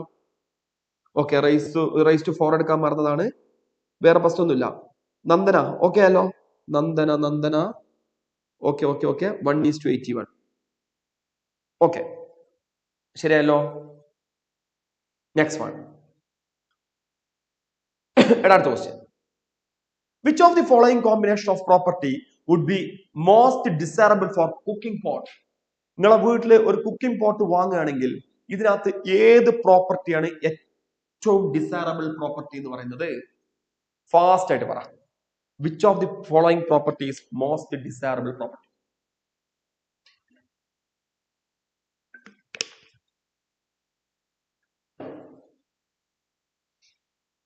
B. Low specific heat, high conductivity. Wait, very good. എടാ ഇതാണ് നിങ്ങളെ വീട്ടിൽ വാങ്ങിയ കുക്കിംഗ് പോട്ട് എന്ന് വിചാരിക്കും. ഈ കുക്കിംഗ് പോട്ടിനകത്ത് നിങ്ങൾ ഒരു സാധനം കുക്ക് ചെയ്യാൻ വെച്ചിട്ടുണ്ട്. ഈ സാധനം പെട്ടെന്ന് കുക്ക് ചെയ്യണമെങ്കിൽ ആ പോട്ട് പെട്ടെന്ന് ചൂടാവണം. പെട്ടെന്ന് ചൂടാവണമെങ്കിൽ അതിന്റെ സ്പെസിഫിക് ഹീറ്റ് കപ്പാസിറ്റി വളരെ ലോ ആയിരിക്കണം. സ്പെസിഫിക് ഹീറ്റ് കപ്പാസിറ്റി കുറഞ്ഞ ആളാണ് പെട്ടെന്ന് ചൂടാവുക. അപ്പൊ ലോ സ്പെസിഫിക് ഹീറ്റ് കപ്പാസിറ്റി എന്നുള്ളതാണ് ആൻസർ. ഇനി നമ്മൾ ഇവിടെ കൊടുക്കുന്ന ഹീറ്റ് വളരെ പെട്ടെന്ന് കണ്ടക്ട് ചെയ്തിട്ട് കുക്കിംഗ് ഫുഡിലോട്ട് എത്തണം. ആ ഫുഡിലോട്ട് പെട്ടെന്ന് കണ്ടക്ട് ചെയ്ത് ഹീറ്റ് എത്തണം. അതിന് ഹൈ തെർമൽ കണ്ടക്ടിവിറ്റി വേണം. Very good. Low specific heat capacity and high thermal conductivity. ഇതാണ് ഒരു കുക്കിംഗ് പോട്ടിന് ഉണ്ടായിരിക്കേണ്ട ഏറ്റവും ഇമ്പോർട്ടന്റ് ആയിട്ടുള്ള ക്വാളിറ്റി ട്ടോ. Okay, next one. Rates of heat radiation from two patches of skin, each of area A, on a patient chest differ by 2%. If the patch of the lower temperature is at 300 Kelvin and the emissivity of both patches is assumed to be unity, temperature of the other path would be patch now. Okay. കുഴപ്പമില്ല, അത് നമ്മൾ വാദിക്കുന്ന വിഷയമല്ല. Other patch would be. Question 2 പ്രാവശ്യം വായിക്കുക. Question 2 പ്രാവശ്യം വായിക്കുക. Okay, question വേഗം 2 പ്രാവശ്യം വായിക്കണം. ഇത് ഞാൻ പറയാൻ പോവാ. ഞാനാണ് ഇവിടുത്തെ പേഷ്യന്റ് വിചാരിച്ചു. എന്റെ ചെസ്റ്റില് നിങ്ങൾ കണ്ടില്ലേ, പേഷ്യന്റിന്റെ ചെസ്റ്റിൽ ഇങ്ങനെ ബ്ലാക്ക് കളറിൽ 2 പാച്ചുകൾ ഇങ്ങനെ അവർ ഒട്ടിച്ചു വെച്ചിട്ടുണ്ട്. ഒരു പാച്ചിലെ ടെമ്പറേച്ചർ 300 കെൽവിൻ ആണ്. റൈറ്റിലുള്ള ഈ പാച്ചിലെ ടെമ്പറേച്ചർ 300 കെൽവിൻ ആണ്. ഇനി 2 പാച്ചിലെ ടെമ്പറേച്ചർ അടുത്ത പാച്ചിലെ ടെമ്പറേച്ചർ എത്രയാണെന്നുള്ളതാണ് ചോദ്യം. ഒരു പാച്ചിലെ ടെമ്പറേച്ചർ 300 കെൽവിൻ ആണ്. അപ്പൊ ഞാൻ T1 = 300 കെൽവിൻ എന്ന് കൊടുത്തു. T2 ആണ് കണ്ടുപിടിക്കാൻ പറഞ്ഞത്. ഓക്കെ, ഇനി എന്ത് ഡാറ്റയാണ് ഉള്ളതെന്ന് ഞാൻ വീണ്ടും അനലൈസ് ചെയ്തു. Rate of heat radiation from 2 patch of skin each of area A on A patient chest എന്ന് പറഞ്ഞാൽ ΔE/E into 100 percentage of change in heat radiation equal to 2 ആണെന്ന് ക്വസ്റ്റ്യനിൽ പറഞ്ഞിട്ടുണ്ട്. ΔE/E into 100 equal to 2. ഇത് ക്വസ്റ്റ്യനിൽ പറഞ്ഞിട്ടുണ്ട്. എടാ ഒരു കാര്യം ചോദിക്കട്ടെ, emissivity of both patches unity എന്ന് പറഞ്ഞാൽ അതൊന്ന് മനസ്സിലാക്കേണ്ടത് ഈ 2 പാച്ചുകളും ബ്ലാക്ക് ബോഡി ആണെന്നല്ല. നിങ്ങൾ മൈൻഡ് ചെയ്യണ്ട, ജസ്റ്റ് ഞാനത് പറഞ്ഞു എന്ന് മാത്രം. എമിസിവിറ്റി യൂണിറ്റി ആണെങ്കിൽ ബ്ലാക്ക് ബോഡി ആണെന്നല്ല.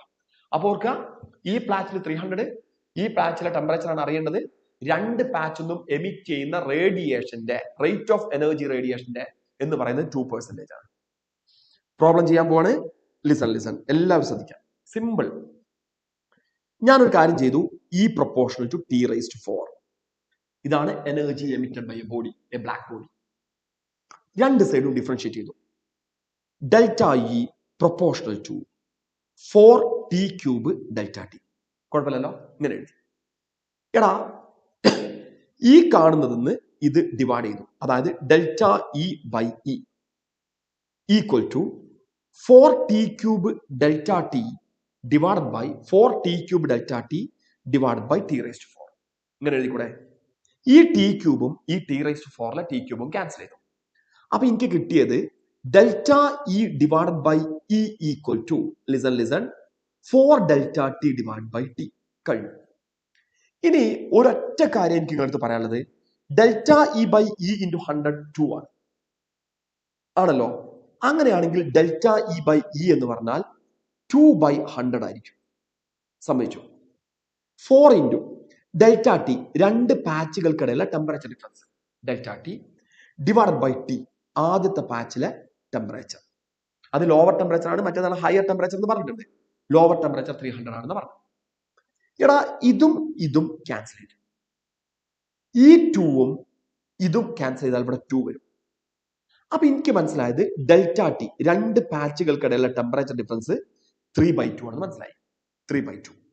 ഓക്കെ, രണ്ട് പാച്ചുകൾക്കിടയിലെ ടെമ്പറേച്ചർ ഡിഫറൻസ് നമുക്ക് ഇപ്പൊ കിട്ടിയത് 3/2 ആണ്. അതായത് this is equal to 1.5 degree Celsius ആണ്. ഇതാണ് രണ്ട് പാച്ചുകൾക്കിടയിലെ ടെമ്പറേച്ചർ. അപ്പൊ നോക്ക്, ലോവർ പാച്ചിലെ ടെമ്പറേച്ചർ 300, രണ്ട് പാച്ചുകൾക്കിടയിലെ temperature difference 1.5 degree Celsius. Therefore, the temperature of the patch which is in higher temperature is 301.5. 301.5 T. ശരിയാടാ? ശരിയല്ലേ? ഇത്രേ ഉള്ളൂ, സിമ്പിൾ. നോക്ക്, നമ്മൾ നീറ്റിന്റെ എല്ലാ ക്വസ്റ്റിനും ഒരു പേജിന്റെ ഉള്ളിൽ ഇങ്ങനെ ചെയ്യാവുന്നതേ ഉള്ളൂ.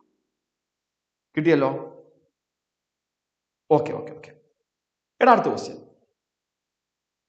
A block of steel is heated at 100 degree Celsius. ഒരു സ്റ്റീൽ ബ്ലോക്ക് 100 ഡിഗ്രി സെൽഷ്യസിലോട്ട് ഹീറ്റ് ചെയ്തു. Left in a room to cool. Which of the curve shown represents the correct behaviour? എടാ കൂളിംഗ് കർവ് ആണിത്, കൂളിംഗ് കർവ്. ഞാൻ മനസ്സിലാക്കിയത് ആ വീഡിയോയിൽ നിങ്ങളടുത്ത് ഞാൻ കൂളിംഗ് കർവിനെ കുറിച്ച് സംസാരിച്ചിട്ടുണ്ട്. ആ കൂളിംഗ് കർവ് എങ്ങനെ വരയ്ക്കണം എന്ന് വീഡിയോയിൽ കൃത്യമായിട്ട് നിങ്ങളടുത്ത് പറഞ്ഞിട്ടുണ്ട്. Y axis delta T, X axis T, time. അങ്ങനെയാണെങ്കിൽ കൂളിംഗ് കർവ് വരുന്നത് ദാദാ ലിസൺ ഇങ്ങനെയായിരിക്കും. പറഞ്ഞതാണ്, ക്വസ്റ്റ്യനിൽ പറഞ്ഞതാണ്. Okay okay okay. അപ്പൊ എ ആയിരിക്കും ആൻസർ കേട്ടോ. നിങ്ങൾ അത് ആ വീഡിയോ വരെയൊക്കെ കണ്ടാൽ മതിയടാ. എ ആയിരിക്കും ആൻസർ. കിട്ടിയല്ലോ? Okay okay okay. Next one നോക്ക്. സ്റ്റിഫാൻസ് കോൺസ്റ്റന്റ് വാല്യൂ നിങ്ങൾക്ക് തരികയാണ് 5.67 × 10⁻⁸. യൂണിറ്റ് എടുക്കുന്നുണ്ട്. Temperature at which black body radiates is 5.67 watts per centimetre square is. നോക്ക്, ശ്രദ്ധിച്ച് കേൾക്കണം.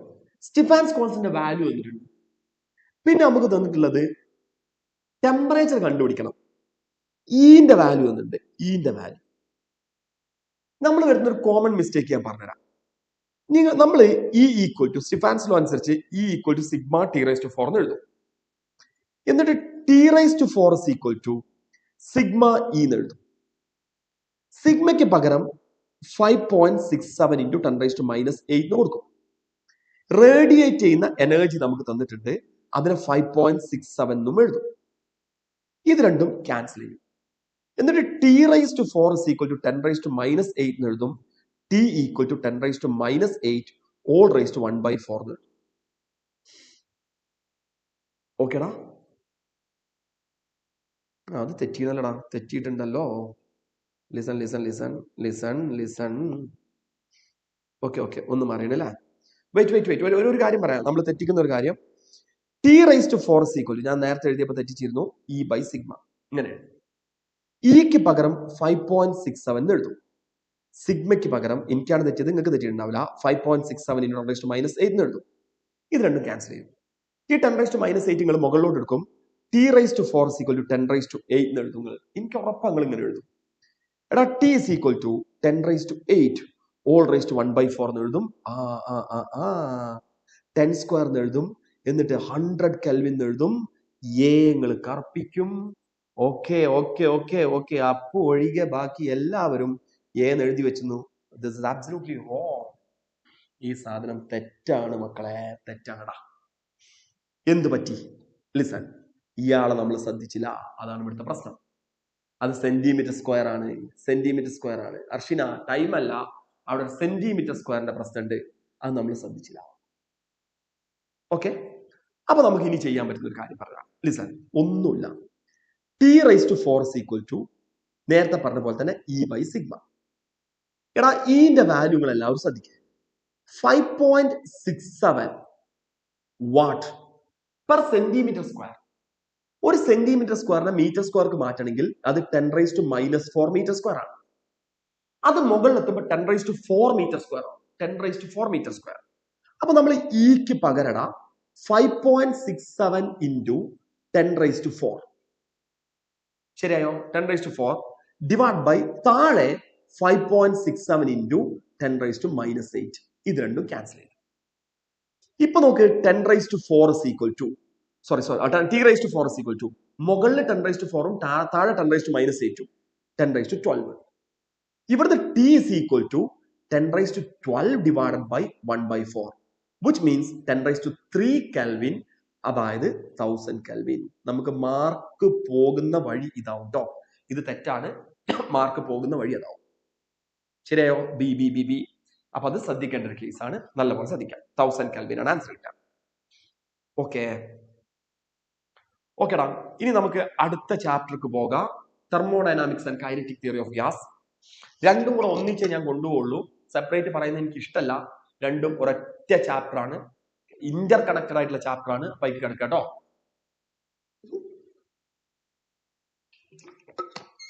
മാത്രമല്ല NCERT തന്നെ കൈനറ്റിക് തിയറി ആകെ 2 പേജിലാണ് കൊടുത്തിട്ടുള്ളത്. ഓക്കെ, എന്നാ സ്റ്റാർട്ട് ചെയ്യാം.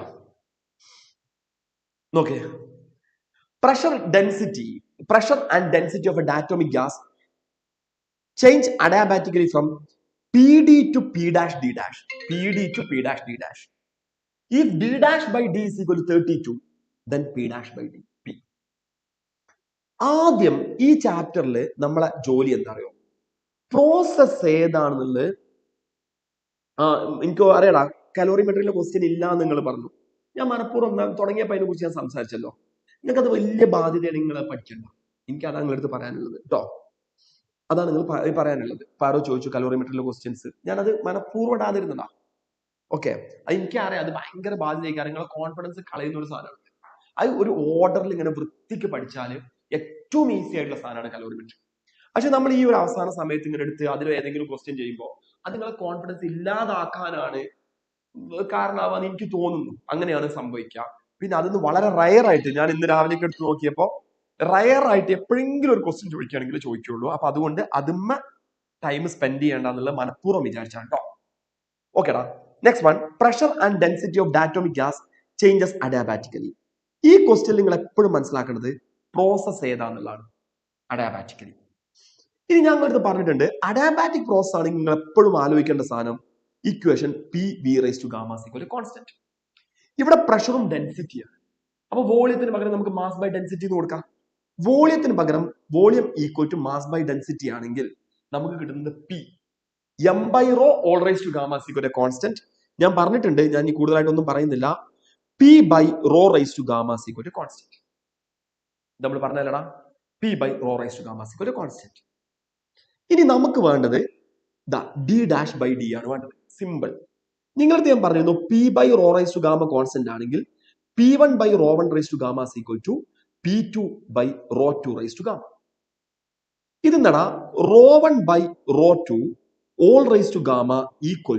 P1/P2 ഇങ്ങനെ എഴുതാം. ρ1/ρ2നെ നമ്മൾ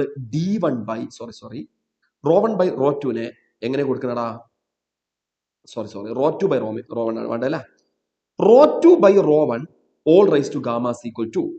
P2/P1 എന്ന് എഴുതാം. ഇനി നിങ്ങൾ ഹെൽപ്പ് വേണം. ലിസൺ, നമുക്ക് വേണ്ടത് ഈ P2നെ ഞാൻ P' എന്ന് വിളിച്ചു, P1നെ P എന്ന് വിളിച്ചു, കുഴപ്പമില്ലല്ലോ. ρ2 എന്ന് പറഞ്ഞാൽ ആക്ച്വലി D' ആണ്, divided by D, all raise to gamma, diatomic ആണ്. കൈനറ്റിക് തിയറി ഈ ഗാമ കണ്ടുപിടിക്കാനാണ് നമ്മൾ കൈനറ്റിക് തിയറി എന്നുള്ള ചാപ്റ്റർ വല്ലാതെ ഉപയോഗിക്കുന്നത്. ആ ഗാമേന്റെ വാല്യൂ 7/5 ആണ്. കിട്ടിയല്ലോ. ആൻസർ ആയി. ഇതിന്ന് P dash by P equal to അതാണ് കണ്ടുപിടിക്കേണ്ടത്. ഡി ഡാഷ് ബൈ ഡിക്ക് പകരം 32 തന്നിട്ടുണ്ട്. ഓൾ റൈസ് ടു 7/5 ഇങ്ങനെ എഴുതാം. 7/5. എടാ 32 എന്ന് പറഞ്ഞാൽ 2 റൈസ് ടു 5 ആണ്. Whole raise to 7/5. ഈ 5ഉം 5ഉം പോയി. അപ്പൊ നമുക്ക് കിട്ടുന്നത് 2 റൈസ് ടു 7. 2 റൈസ് ടു 5 32 ആണ്. 2 റൈസ് ടു 6 64 ആണ്. 2 റൈസ് ടു 7 128 ആണ്. ഇവിടുന്ന് കൃത്യമായിട്ട് നമുക്ക് ആൻസർ കിട്ടി. P dash by P is equal to 128. 128 C option. ശരിയല്ലോ. Okay okay. ഡി അല്ലടാ സി അല്ലേ? 2 cube 2 raise to 4 2 raise to 5 64 128. ഓക്കെ ഓക്കെ. ഇതിൽ കൺഫ്യൂഷൻ ഇല്ലല്ലോ. 256 അല്ലല്ലോ മോളെ. സി അല്ലേ? സി അല്ലേ? നിങ്ങൾ പവർ എടുക്കുമ്പോൾ തെറ്റുന്ന കേട്ടോ. 128 ആണ്. ഓക്കെ. ആ ഇക്വേഷൻ അറിയുന്ന ഒരാൾക്ക് ഏതായാലും ഈസി ആയിട്ട് ചെയ്യാൻ പറ്റുന്ന ഒരു ക്വസ്റ്റ്യൻ ആണ്. എടാ നമുക്ക് അടുത്ത ക്വസ്റ്റ്യൻ കിടക്കാം. ലിസൺ, ഇത് നല്ലപോലെ ശ്രദ്ധിക്കേണ്ട ഒരു ക്വസ്റ്റ്യൻ ആണ്. During an adiabatic process, pressure of an ideal gas is proportional to cube of its temperature. Ratio of gamma. എടാ ഒരു അഡയാബാറ്റിക് പ്രോസസ്സിൽ P proportional to T cube തന്നിട്ടുണ്ട്. എന്നിട്ട് അവർ ചോദിക്കുകയാണ് ഇതിന് ഗാമയുടെ വാല്യൂ. അപ്പൊ നമുക്കൊരു കാര്യം ചെയ്യാം. ഈ തന്ന ഇക്വേഷൻ നമ്പർ 1 എന്ന് വിളിക്കാം. നിങ്ങളുടെ മനസ്സിൽ വേണം ഇത് അഡയാബാറ്റിക് പ്രോസസ്സിൽ പ്രഷറും ടെമ്പറേച്ചറും തമ്മിലുള്ള റിലേഷനാണ്. വൺസ് അഗൈൻ അഡയാബാറ്റിക് പ്രോസസ്സിൽ പ്രഷറും ടെമ്പറേച്ചറും തമ്മിലുള്ള റിലേഷനാണ്. എടാ നമുക്ക് ഇക്വേഷൻസ് നീറ്റിന് പോകുമ്പോൾ നിങ്ങൾക്ക് എല്ലാവർക്കും ഇക്വേഷൻ അറിയണം. ഇക്വേഷൻ കൃത്യമായിട്ട് അറിയുന്ന ആളുകൾ മാത്രമേ ഞാൻ എന്താ പറയാ അവരോട് എനിക്ക് കമ്മ്യൂണിക്കേറ്റ് ചെയ്യാൻ താല്പര്യമുള്ളൂ. അപ്പൊ നിങ്ങൾ ഇക്വേഷൻ പഠിച്ചിട്ടുണ്ടെങ്കിൽ പ്രഷറും ടെമ്പറേച്ചറും നമ്മൾ adiabatic relation P raise to 1 minus gamma T raise to gamma equal to constant ഇങ്ങനെ നമുക്ക് എഴുതാം. ശരിയല്ലേ? എടാ അതിന് P raise to 1 minus gamma equal to K T raise to minus gamma ഇങ്ങനെ എഴുതും. ഇതാണ് ആക്ച്വലി പ്രഷറും ടെമ്പറേച്ചറും തമ്മിലുള്ള അഡയാബാറ്റിക് റിലേഷന്റെ ജനറൽ ഇക്വേഷൻ. ഞാൻ ആ ഇക്വേഷൻ നമ്പർ 1ന്റെ ഫോമിക്ക് മാറ്റിയാണ്. അപ്പൊ P raise to 1 minus gamma equal to K T raise to minus gamma. ഇവിടുന്ന് എഴുതാൻ പറ്റുന്നത് P proportional to P raise to 1 minus gamma proportional to T raise to minus gamma ഇങ്ങനെ എഴുതാ. ഇതിന്ന് P proportional to T raise to minus gamma divided by 1 minus gamma ഇങ്ങനെ കൊടുക്കാം. എടാ ഇതിനെ നമുക്ക് ഇക്വേഷൻ നമ്പർ 2 എന്ന് വിളിക്കാം. ഇപ്പൊ നോക്ക്, ഇക്വേഷൻ നമ്പർ 2 അഡയാബാറ്റിക് പ്രോസസ്സിന്റെ പ്രഷറും ടെമ്പറേച്ചറും തമ്മിലുള്ള ജനറൽ ഇക്വേഷനെ ഞാൻ ഇക്വേഷൻ നമ്പർ 1ന്റെ ഫോമിലോട്ട് മാറ്റി. അങ്ങനെ മാറ്റിക്കഴിഞ്ഞാൽ ഇനി നിങ്ങൾ ചെയ്യേണ്ടത് പവേഴ്സ് ഇക്വേറ്റ് ചെയ്യാം. പവേഴ്സ് ഇക്വേറ്റ് ചെയ്താൽ 2ൽ ടിന്റെ power minus gamma divide by 1 minus ഗാമയാണ്. ഇനി എടാ 1ൽ ടിന്റെ പവർ 3 ആണ്. അപ്പൊ നമുക്ക് minus gamma equal to 3 minus 3 gamma എന്ന് കിട്ടി. എടാ ഇവിടുന്ന് റീഅറേഞ്ച് ചെയ്താൽ 2 ഗാമ ഈക്വൽ ടു 3 എന്ന് വന്നു. Gamma equal to 3/2. Gamma equal to 3/2. ആ കൺസെപ്റ്റ് ശരിക്കും മനസ്സിലാക്കണം. നമുക്ക് തന്ന ഇക്വേഷൻ എഴുതി P proportional to T cube. എടാ നമുക്ക് അറിയാം അതൊരു അഡയാബാറ്റിക് പ്രോസസ്സിന്റെ ഇക്വേഷൻ ആണ് തന്നത്. നിങ്ങൾ അഡയാബാറ്റിക് പ്രോസസ്സിന്റെ ജനറൽ ഇക്വേഷൻ എഴുതി P raise to 1 minus gamma T raise to gamma equal to constant. എന്നിട്ട് നമ്മൾ ആ ഇക്വേഷൻ നമ്പർ 1ന്റെ ഫോമിക്ക് മാറ്റണം. അതായത് P proportional to T raise to something എന്നുള്ള ഫോമിക്ക് മാറ്റണം. അതിന് ഞാൻ ആദ്യം ടി റൈസ് ടു ഗാമേനെ അപ്പുറത്ത് കൊണ്ടുപോയി.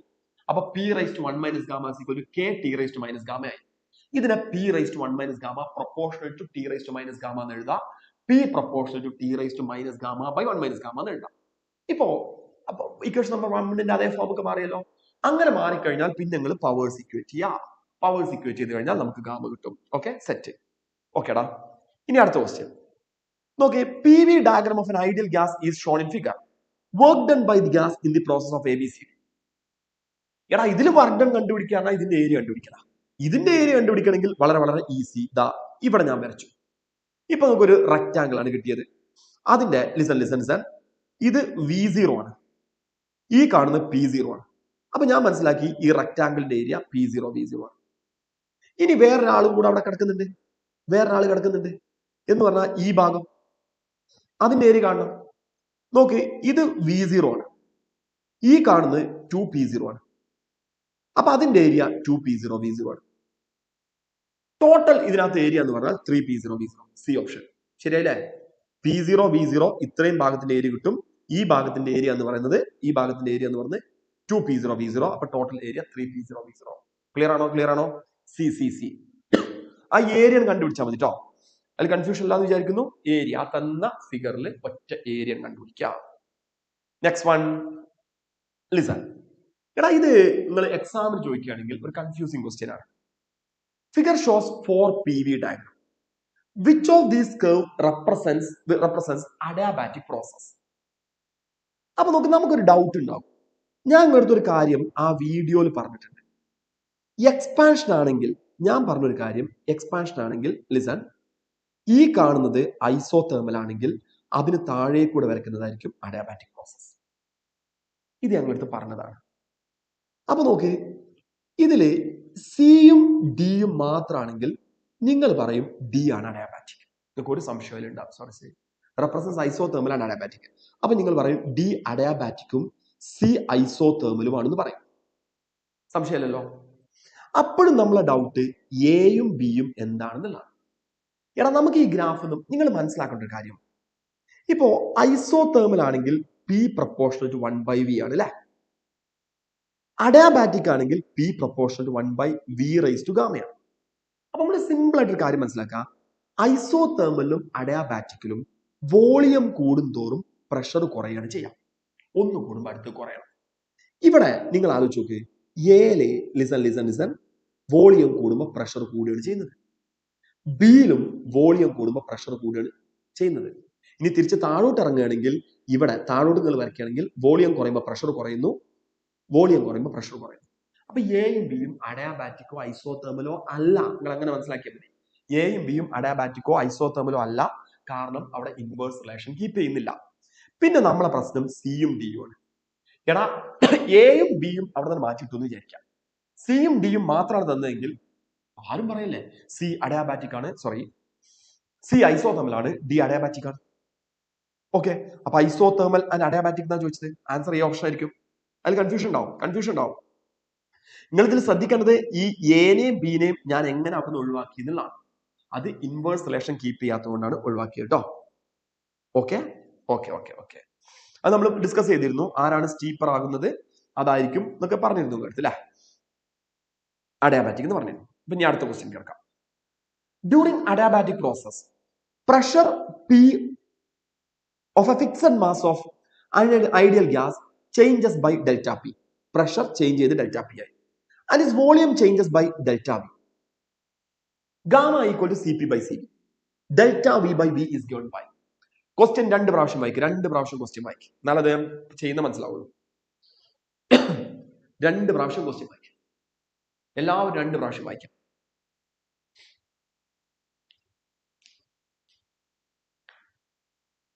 വായിച്ചു.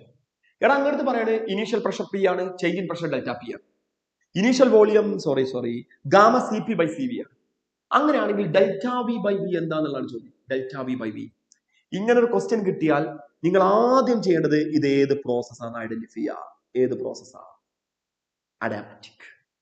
അഡിയാബാറ്റിക്കിന്റെ ഡെൽറ്റ പിയും തന്നിട്ടുണ്ട്. ഡെൽറ്റ വി ബൈ വി കണ്ടുപിടിക്കണം. ഞാൻ നിങ്ങളടുത്ത് ഒരു കാര്യം പറഞ്ഞിരുന്നു, bulk modulus of adiabatic process equal to minus gamma P. ഓർക്കുന്നില്ലേ? ഇനി അടുത്ത ചോദ്യം, ബൾക്ക് മോഡുലസ് കണ്ടുപിടിക്കാനുള്ള ഇക്വേഷൻ എന്താ?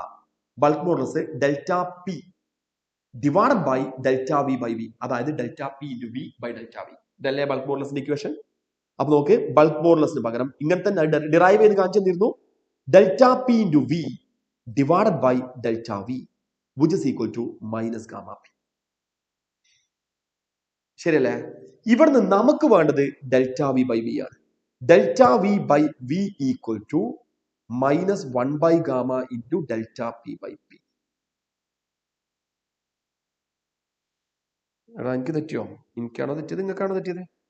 Delta P by delta V by V, delta P into V by delta V, delta V by V is equal to 1 by gamma into delta P by P അല്ലടാ. അല്ല സോറിടാ, അത് നിങ്ങൾ mind ചെയ്യണം കേട്ടോ. ഇതൊക്കെ നമ്മൾ ശരിയാക്കി എടുക്കൂലേ. ഓപ്ഷൻ അല്ലാന്ന് വിചാരിച്ചു ബി എന്ന് പറയാൻ പാടില്ല. അപ്പോ ഓക്കെ, ഇതല്ല ആൻസർ വരിക. സി അല്ല ആൻസർ വരിക. 1 by gamma into delta P by P. Confusion ഉണ്ടോ? എല്ലാവരും ഇപ്പോഴും ബിയിലാണ് നിൽക്കുന്നത്. ഓപ്ഷൻ ഞാൻ തിരുത്തി, നന്ദന. അവിടെ ഡെൽറ്റ സി എന്നുള്ളിടത്ത് ഡെൽറ്റ പി എന്നാക്കി. അപ്പൊ minus delta P divided by gamma P. Okay okay okay okay. ഇവിടെ സംഭവിച്ചിരുന്നത് ഒരു പ്രിന്റിംഗ് മിസ്റ്റേക്ക് ആണ്. ഡെൽറ്റ സി നിങ്ങൾ നോക്കി എല്ലാത്തിലും ഡെൽറ്റ പി ആണ്. അപ്പൊ ഇതൊരു പ്രിന്റിംഗ് മിസ്റ്റേക്ക് ആണ്. അത് ഡെൽറ്റ പി ആണ്. ശരിയല്ലേ? ശരിയല്ലേ? ഓക്കെ ഓക്കെ ഓക്കെ ശരിയായിട്ടുണ്ടാവും വിചാരിക്കുന്നു. ഈ ചെയ്തത് നിങ്ങൾക്ക് മനസ്സിലായല്ലോ? ഓക്കെ, ചെയ്തത് ഓക്കെ ആയാൽ മതി കേട്ടോ. ബാക്കിയൊക്കെ മനുഷ്യന്മാർ പ്രിന്റ് ചെയ്യണല്ലേ, ചിലപ്പോൾ ചില മിസ്റ്റേക്ക് ഒക്കെ വരും. പിന്നെ ഞാനാണ് ഇതിന്റെ പ്രൂഫ് ഒക്കെ ഒന്ന് റീഡ് ചെയ്യേണ്ടത്. എനിക്ക് തലവേദനയായിട്ട് ശരിക്കും വായിക്കാനും പറ്റിയിട്ടില്ല. ഓക്കെ, സ്ലോപ്പ് വന്ന് gamma times. Okay sir, okay slope equal to minus gamma.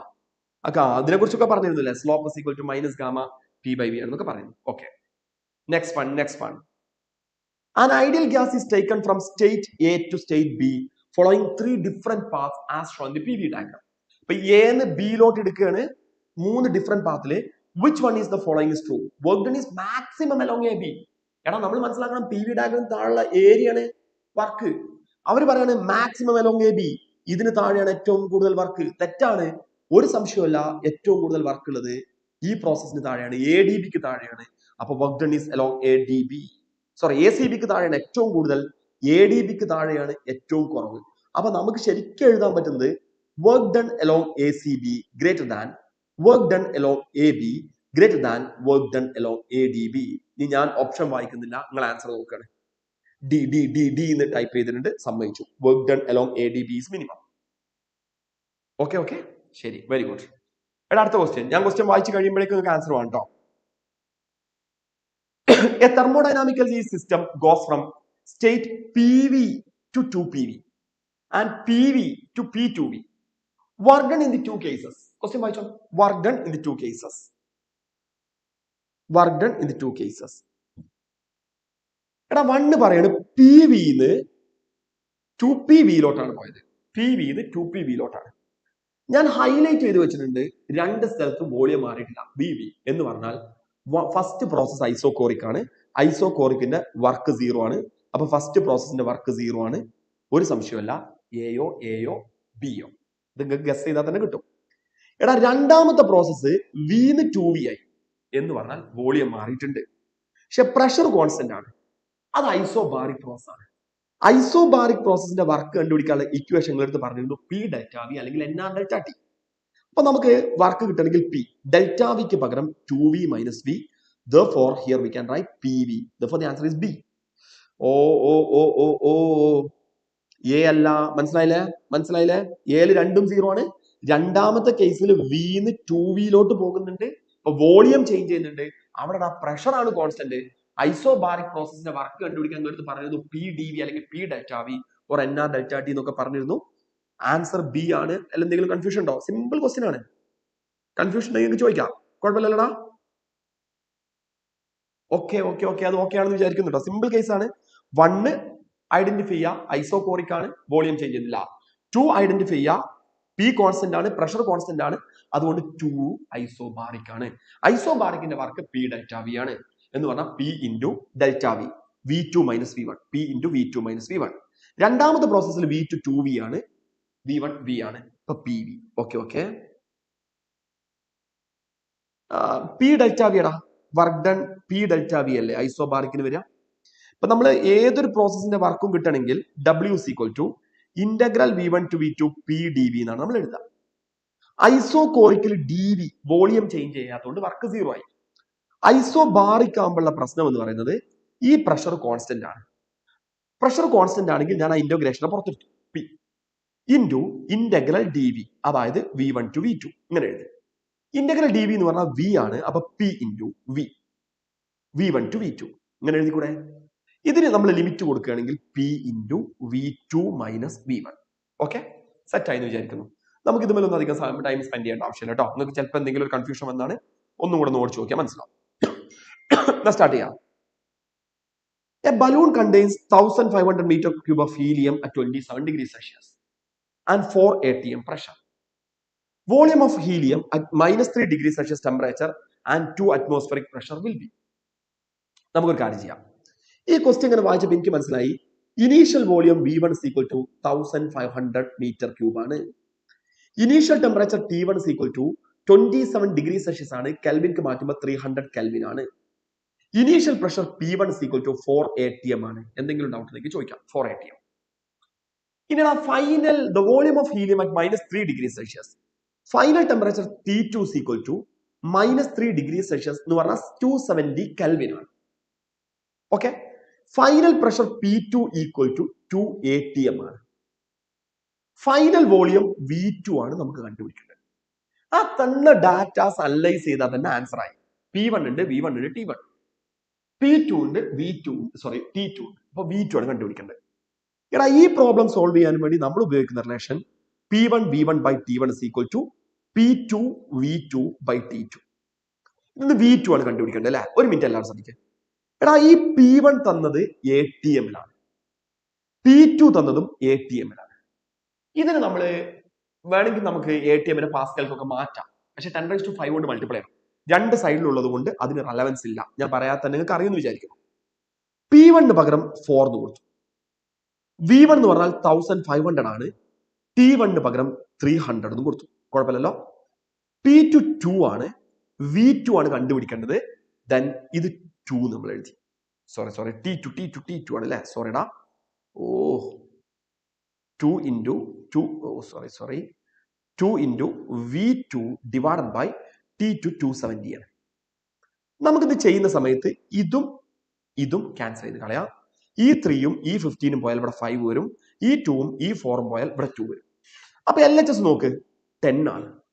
RHS ആണെങ്കിൽ V2 divided by 270 ആണ്. അപ്പൊ V2 is equal to നമുക്ക് എന്താണ് V2 കിട്ടുക? 2700.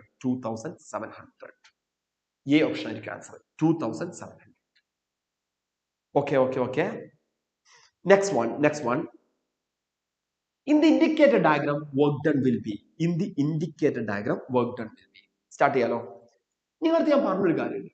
ഒരു സൈക്ലിക് പ്രോസസ്സിന്റെ വർക്ക് കിട്ടണമെങ്കിൽ ഏരിയ ഓഫ് ദി സൈക്കിൾ ആണെന്ന് പറഞ്ഞിരുന്നില്ലടാ. പിന്നെ പറഞ്ഞൊരു കാര്യം, സൈക്കിൾ ട്രേസ് ചെയ്യുന്ന ക്ലോക്ക് വൈസ് ഡയറക്ഷനിലാണെങ്കിൽ വർക്ക് പോസിറ്റീവും, സൈക്കിൾ ട്രേസ് ചെയ്യുന്ന ആന്റി ക്ലോക്ക് വൈസ് ഡയറക്ഷനിലാണെങ്കിൽ വർക്ക് നെഗറ്റീവും. 2 ക്ലോക്ക് വൈസ് ഡയറക്ഷനിലാണ് വർക്ക് പോസിറ്റീവ് ആണ്. 1 ആന്റി ക്ലോക്ക് വൈസ് ഡയറക്ഷനിലാണ് വർക്ക് നെഗറ്റീവ് ആണ്. ഒരു സംശയമില്ല, 2ന്റെ ഏരിയ 1ന്റെ ഏരിയയേക്കാൾ കൂടുതലാണ്. അപ്പൊ അതുകൊണ്ട് അവിടുത്തെ നെറ്റ് വർക്ക് പോസിറ്റീവ് ആണ്. A option. ഓക്കെ, എ ഓപ്ഷൻ ആയിരിക്കും ആൻസർ. സിമ്പിൾ ക്വസ്റ്റ്യൻ അല്ല. നെക്സ്റ്റ് വൺ, അടുത്ത ക്വസ്റ്റ്യൻ വരാം. ശ്രദ്ധിച്ചു കേൾക്കേ. A monatomic ideal gas initially at a temperature T1. Initial temperature T1 ആണ്. Is enclosed in a cylinder fitted with a frictionless piston. Gas is allowed to expand adiabatically to a temperature T2. Initial temperature T1, adiabatic process ആണ്. Final temperature T2. By releasing the piston suddenly. Okay. If L1 and L2 are the length of gas column before and after expansion respectively, then T1 by T2 is monatomic gas ആണെന്ന് പറഞ്ഞിട്ടുണ്ട്. Question എല്ലാവരും 2 പ്രാവശ്യം വായിക്കണം. 2 പ്രാവശ്യം question വായിക്കും. എല്ലാവരും 2 പ്രാവശ്യം വായിക്കും. 2 പ്രാവശ്യം എല്ലാവരും വായിക്കണം.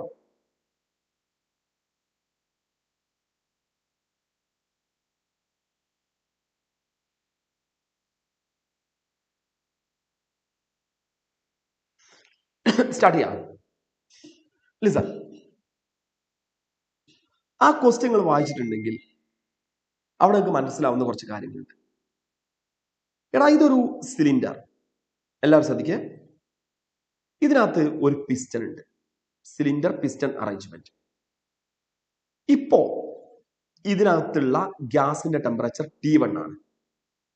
ഈ ലെങ്ത് L1 ആണ്. ഇപ്പോ പിസ്റ്റന്റെ ഏരിയ A ആണ്. അപ്പൊ എനിക്ക് മനസ്സിലായത് ഇപ്പോഴത്തെ volume V1 is equal to AL1 ആണ് മനസ്സിലായി. ശ്രദ്ധിച്ചിരിക്കണം കേട്ടോ, AL1. ഇനി ഇത് അഡിയാബാറ്റിക്കലി എക്സ്പാൻഡ് ചെയ്ത് ഇവിടെ എത്തി. എടാ ഇവിടെ എത്തുന്ന സമയത്ത് തീർച്ചയായിട്ടും ഈ ഗ്യാസിന്റെ ലെങ്ത് L2 ആയി. അപ്പോഴും പിസ്റ്റന്റെ ഏരിയ A തന്നെയല്ലേ? ആ പിസ്റ്റൺ ആണ് എക്സ്പാൻഡ് ചെയ്ത് പോയിട്ടുള്ളത്. പിസ്റ്റന്റെ ഏരിയ A തന്നെയാണ്. ആ സമയത്ത് എനിക്ക് volume V2 is equal to AL2 ആണെന്ന് മനസ്സിലായി. Temperature T1 initial temperature T1 ആണ്, ഫൈനൽ ടെമ്പറേച്ചർ T2 ആണ്. നമുക്ക് കണ്ടുപിടിക്കേണ്ടത് T1/T2 ആണ് കണ്ടുപിടിക്കേണ്ടത്. അങ്ങനെ തന്നെ അല്ലടാ പറഞ്ഞത്? കണ്ടുപിടിക്കേണ്ടത് T1/T2 ആണ്. അഡയാബാറ്റിക് പ്രോസസ് ആണെന്ന് പറഞ്ഞിട്ടുണ്ട്. ഗാമ വാല്യൂ ഇത് മോണോ അറ്റോമിക് ആണെന്ന് ക്വസ്റ്റ്യനിൽ പറഞ്ഞിട്ടുണ്ട്. അതുകൊണ്ട് ഗാമ വാല്യൂ 5/3 ആണ്. ഇതൊക്കെ നമുക്ക് ക്വസ്റ്റ്യനിൽ കൃത്യമായിട്ട് തന്ന കാര്യങ്ങൾ അല്ലെ. അപ്പൊ നമുക്ക് അഡയാബാറ്റിക് പ്രോസസ്സിൽ V1 ഉണ്ട്, V2 ഉണ്ട്. T1/T2 കണ്ടുപിടിക്കണം. സിമ്പിൾ ആയിട്ട് നമുക്ക് ചെയ്യാം. അഡയാബാറ്റിക് പ്രോസസ്സിൽ ടെമ്പറേച്ചറും വോളിയം തമ്മിലുള്ള relation T1 V1 raised to gamma minus 1 is equal to T2 V2 raised to gamma minus 1. ഇവിടെ നിന്നാ T1/T2 is equal to കേട്ടോ V2/V1 all raised to gamma minus 1. ഇങ്ങനെ കിട്ടിയല്ലോ. ഈ V2നെ ഞാൻ AL2 എന്ന് എഴുതി. എടാ V1നെ AL1 എന്ന് കൊടുത്തു. all raised to gamma mono atomic ആയതുകൊണ്ട് 5/3 minus 1. എയും പോയി. 5/3 minus 1 എന്ന് പറഞ്ഞാൽ 2/3 ആണ്. അപ്പൊ നോക്കണം എന്ത് കിട്ടി നോക്കാം. T1/T2 is equal to L2/L1 all raised to 2/3. L2/L1 all raised to 2/3. ഏതൊരു ഓപ്ഷൻ? L2/L1 all raised to 2/3. D ഓപ്ഷൻ. കിട്ടിയിട്ടുണ്ടോ? ഓക്കെ, കൺഫ്യൂസ്ഡ് ആയടാ? നമുക്ക് ആ ചെയ്തു പോയത് മനസ്സിലായല്ലോ നിങ്ങൾക്ക്? എ ആണോ? എ സുഹൃത എ എന്ന് പറഞ്ഞിട്ടുണ്ട്. L1/L2 all raised to 2/3 അല്ല, L2/L1 all raised to 2/3. D option ആയിരിക്കും ആൻസർ. ഡി ശരിയല്ലേ? ഓക്കെ, അപ്പൊ അത് അങ്ങനത്തെ ഒരു വെറൈറ്റി ക്വസ്റ്റ്യൻസ് ഒക്കെ വരുമ്പോൾ നമ്മൾ അതിൽ വീടെടുത്തിട്ടോ ചെയ്യാൻ പറ്റണം. ഓക്കെ നെക്സ്റ്റ് വൺ സദിക്ക് അയ്യോ സോറിടാ. Next one, heat of 1 ton joule is added to a gaseous system. അപ്പൊ നമ്മൾ കൊടുത്ത heat delta Q is equal to 110 joule ആണ്. And it acquires internal energy 40 joule. Delta U equal to 40 joule ആണ്. Amount of work done delta W ആണ് കണ്ടുപിടിക്കാൻ പറഞ്ഞത്. Simple. Delta Q is equal to delta U plus delta W എന്ന് കൊടുത്തു. Delta Q 110 ആണ്, delta U 40 ആണ് plus delta W. ഇവിടുന്ന് delta W is equal to 110 minus 40 which is equal to 70 joule. ശരിയല്ലേ? 70 joule. Simple question അല്ല, ഞാൻ അതുമായി time spend ചെയ്യുന്നില്ല. അടുത്ത question, a certain process 400 calorie of heat are supplied to a system. അപ്പൊ നമ്മൾ കൊടുത്ത ഹീറ്റ് 400 കലോറിയാണ്. And the same time 105 joule of mechanical work as on the system. അത് വേഗം മനസ്സിലാക്കണം കേട്ടോ. On the system. അപ്പൊ നിങ്ങൾ ആലോചിക്കുക, നമ്മൾ കൊടുത്ത ഹീറ്റ് 400 കലോറിയാണ്. ഓക്കെ, അവിടുത്തെ വർക്ക് എന്ന് പറയുന്നത് 105 ജൂൾ. അത് ഓൺ ദി സിസ്റ്റം ആയതുകൊണ്ട് -105 ജൂൾ ആണ്. Work done on the system നെഗറ്റീവും ബൈ ദി സിസ്റ്റം പോസിറ്റീവ് ആണ് പറഞ്ഞിട്ടുണ്ട്. കണ്ടുപിടിക്കേണ്ടത് ഇൻക്രീസിംഗ് ഇന്റൻസിറ്റി. ഓപ്ഷൻക്ക് ഞാൻ നോക്കി, എല്ലാം കലോറിയിലാണ്. അപ്പൊ ഇതിനെ കലോറിക്ക് മാറ്റണമെങ്കിൽ -105 ഡിവൈഡഡ് ബൈ 4.2 ജൂൾ ഇങ്ങനെ കിട്ടും അല്ലേ? എടാ ഇത് ചെയ്യാന് 4.2 ജൂൾ. എടാ നിങ്ങൾ ആലോചിക്കുക, 100/4 ആണെങ്കിൽ 25 വരെ വരിക, 100/4 ആണെങ്കിൽ 25 വരും. അപ്പൊ 105 ഡിവൈഡ് ബൈ 4.2 ആണെങ്കിലും അപ്രോക്സിമേറ്റ്ലി ഇത് എന്ത് തന്നെയാണ്? 25 കലോറി എന്ന് വന്നു. അത് ഞാൻ ഇവിടെ സബ്സ്റ്റിറ്റ്യൂട്ട് ചെയ്യാണ്. ഫസ്റ്റ് പോലെ delta Q is equal to delta U plus delta W എന്ന് എഴുതി. ഡെൽറ്റ ക്യൂ 400 ആണ്, ഡെൽറ്റ യു ആണ് നമുക്ക് കണ്ടുപിടിക്കേണ്ടത്. ഡെൽറ്റ ഡബ്ല്യു എന്ന് പറഞ്ഞാൽ -25 ആണ്. Therefore, internal energy change is equal to 425 calorie. 425 calorie. ഇതാണ് ഇവിടുത്തെ ഇന്റേണൽ എനർജി. സിമ്പിൾ ആണ് സംഭവം. 425 calorie. ഇതാണ് ഇന്റേണൽ എനർജി കേട്ടോ. Okay 425 calorie. എടാ നമുക്ക് അടുത്ത ക്വസ്റ്റ്യൻക്ക് മെല്ലെ കിടക്കാം. നോക്കേ, ഇത് ശ്രദ്ധിക്കേണ്ട ഒരു കേസാണ്. When a system is taken from state A to state C, along the path ADC, ഒരു path ADC, it is found that Q is equal to 65 calorie. അപ്പൊ കൊടുത്ത ഹീറ്റ് 65 calorie ആണ്. Work done is equal to 35 calorie. Along the path ABC, Q is equal to 46 calorie. Along the path ABC, work done. നോക്കണം, അവിടെ രണ്ട് പാത്താണത്. ആദ്യത്തെ path ADC, listen. അടുത്ത path ABC. Okay, നോക്ക്, എ ബി സിയിലെയും A D സിയിലെയും initial state A ആണ്, ഫൈനൽ സ്റ്റേറ്റ് സി ആണ്. രണ്ട് പാത്തിന്റെയും ഇനീഷ്യൽ സ്റ്റേറ്റും ഫൈനൽ സ്റ്റേറ്റും സെയിം ആയതുകൊണ്ട് രണ്ട് പാത്തിന്റെയും ഇന്റേണൽ എനർജി ചേഞ്ച്, അതായത് delta U A D C is equal to delta U A B C ആണ്. രണ്ട് പാത്തിന്റെയും ഇന്റേണൽ എനർജി ചേഞ്ച് സെയിം ആണ്. ഇനി നിങ്ങൾ മനസ്സിലാക്കേണ്ടത് പാത്ത് എ ഡി സിയില് നമ്മൾ കൊടുത്ത ഹീറ്റ് 65 കലോറിയാണ്. ഓക്കെ, പാത്ത് എ ഡി സിയിലെ വർക്ക് ഡൺ എന്ന് പറയുന്നത് 35 കലോറിയാണ്. ഇത് നമുക്ക് തന്നിട്ടുണ്ട്. പാത്ത് എ ബി സിയില് നമ്മൾ കൊടുത്ത ഹീറ്റ് 46 കലോറിയാണ്. ക്വസ്റ്റ്യനിൽ പറഞ്ഞിട്ടുണ്ട്. ക്വസ്റ്റ്യൻ വായിച്ചാൽ നിങ്ങൾക്ക് മനസ്സിലാവും. എടാ ഇവിടുത്തെ വർക്കാണ് നിങ്ങൾക്ക് കണ്ടുപിടിക്കേണ്ടത്. ഇവിടുത്തെ വർക്കാണ് കണ്ടുപിടിക്കേണ്ടത്. എടാ അവിടുത്തെ വർക്ക് കിട്ടണമെങ്കിൽ നമുക്ക് അവിടുത്തെ ഫസ്റ്റ് ലോ എഴുതാം. Delta Q equal to delta U plus delta W എന്ന് എഴുതാം. അവിടുത്തെ ഡെൽറ്റ ക്യൂ നമുക്ക് തന്നിട്ടുണ്ട് 46. അവിടുത്തെ ഡെൽറ്റ യു കിട്ടിയാൽ അവിടുത്തെ വർക്ക് കണ്ടുപിടിച്ചൂടാ. അവിടുത്തെ ഡെൽറ്റ യു, അതായത് എ ബി സിയിലെ ഡെൽറ്റ യു എ ഡി സിയിലെ ഡെൽറ്റ യു സെയിം ആണ്. കാരണം ഇനീഷ്യൽ സ്റ്റേറ്റും ഫൈനൽ സ്റ്റേറ്റും സെയിം ആണ്. അപ്പൊ ഞാൻ എന്ത് ചെയ്യുന്നറിയോ, ഇവിടെ വന്നിട്ട് ഫസ്റ്റ് ലോ ഉപയോഗിക്കും. Delta Q equal to delta U plus delta W എന്ന് ഇവിടെ ഉപയോഗിക്കും. ഇവിടുത്തെ ഡെൽറ്റ ക്യൂ എന്ന് പറയുന്നത് 65 ആണ്. ഇവിടുത്തെ ഡെൽറ്റ യു നമുക്ക് കണ്ടുപിടിക്കേണ്ടതാണ്. എടാ ഇവിടുത്തെ ഡെൽറ്റ ഡബ്ല്യു 35 ആണ്. ഇവിടുന്ന് എനിക്ക് മനസ്സിലായി ഇവിടുത്തെ ഡെൽറ്റ യു എന്ന് പറയുന്നത് 65 മൈനസ് 35, അതാണ് 630. ഇവിടുത്തെ ഡെൽറ്റ യു 30 കലോറിയാണ്. അതേ സംഭവമാണ് ഇവിടുത്തെ ഇന്റേണൽ എനർജി ചേഞ്ച് 30 കലോറി. അങ്ങനെയാണെങ്കിൽ ഇവിടുത്തെ work is equal to 46 minus 30, അതായത് 16 കലോറിയാണ് വർക്ക് ഉണ്ടാവുക. ഇതാണ് സംഭവം, 16 കലോറി. C option. സിമ്പിൾ ആയിട്ട് ചെയ്തോളൂ നമുക്ക്. അങ്ങനെ ആ പോയ വഴികൾ ഇങ്ങനെ ആലോചിക്കാം. ഇതിന് ഏറ്റവും ഇമ്പോർട്ടന്റ് ആയിട്ടുള്ള കാര്യം എന്ന് പറയുന്നത് ഈ കാണുന്നതാണ് A D C, initial state A, final state C. ഇതാണ് എ ഡി സി, അവിടെയും initial state A, final state C. അതുകൊണ്ട് ഇന്റേണൽ എനർജി ചേഞ്ച് രണ്ടിലും സെയിം ആണ്. അതറിയാമെങ്കിൽ ഈസി ആയിട്ട് നമുക്ക് പ്രോബ്ലം ചെയ്യണം. ആ ഒരു കൺസെപ്റ്റ് മാത്രം അറിഞ്ഞാൽ മതി. എടാ നമുക്ക് അടുത്ത ക്വസ്റ്റ്യൻ കിടക്കാം. അത് ശ്രദ്ധിക്കേണ്ട question. If R is the universal gas constant, amount of heat needed to rise the temperature of 2 moles of an ideal monatomic gas from 273 to 373 when no work is done. അതിനകത്ത് പറയുന്നത് amount of heat ആണ് വേണ്ടത്. എന്തിനാവശ്യമായിട്ടുള്ള heat? 2 മോൾ ideal ഗ്യാസിന്റെ temperature 273 373 ആക്കി മാറ്റാൻ ആവശ്യമുള്ള heat. ഏത് പ്രോസസ്സിൽ ആവശ്യമുള്ള ഹീറ്റ് ആണ്? when no work is done. no work is done എന്ന് പറഞ്ഞാൽ നിങ്ങൾ മനസ്സിലാക്കണം, ഇവിടെ വോളിയം കോൺസ്റ്റന്റ് ആണ്. അപ്പോഴാണ് വർക്ക് ഡൺ 0 ആകാം. കോൺസ്റ്റന്റ് വോളിയത്തിൽ നമ്മൾ കൊടുത്ത ഹീറ്റ് കണ്ടുപിടിക്കാനുള്ള equation delta Q equal to N C V delta T. Start ചെയ്യാം. എൻ എന്ന് പറഞ്ഞ് 2 മോൾ ആണ്. സി വി ഗ്യാസ് ഏതാ നോക്കുക. 2 moles of an ideal monatomic. മോണോറ്റോമിക്കിന്റെ സി വി 3/2 R ആണ്. ഡെൽറ്റ ടി 273 373 ആക്കാം. അപ്പൊ ഡെൽറ്റ ടിന്റെ വാല്യൂ 100 ആണ്. എടാ ഈ 2ഉം ക്യാൻസൽ ചെയ്തു. സിമ്പിൾ ആയിട്ട് നമ്മൾ ഈ സൊല്യൂഷനിലെത്തി. Delta Q equal to 300 R. C option. Simple അല്ലേ? സിമ്പിൾ ആയിട്ട് കിട്ടി. എടാ നെക്സ്റ്റ് വൺ. ലിസൺ ഞാൻ പറയുന്നതിന് ശ്രദ്ധിക്കട്ടോ. when an ideal monatomic gas, ഇതൊക്കെ നമ്മൾ കൈനറ്റിക് തിയറി കൂടെ പോകുന്നത്, is heated at constant pressure, fraction of heat energy supplied which increases the internal energy. ഇത് ഞാൻ പറഞ്ഞിരുന്നു. ഓർക്കുന്നുണ്ടോ? ഏറ്റവും ഇമ്പോർട്ടന്റ് ആയിട്ടുള്ള ഇക്വേഷൻ ആണ്.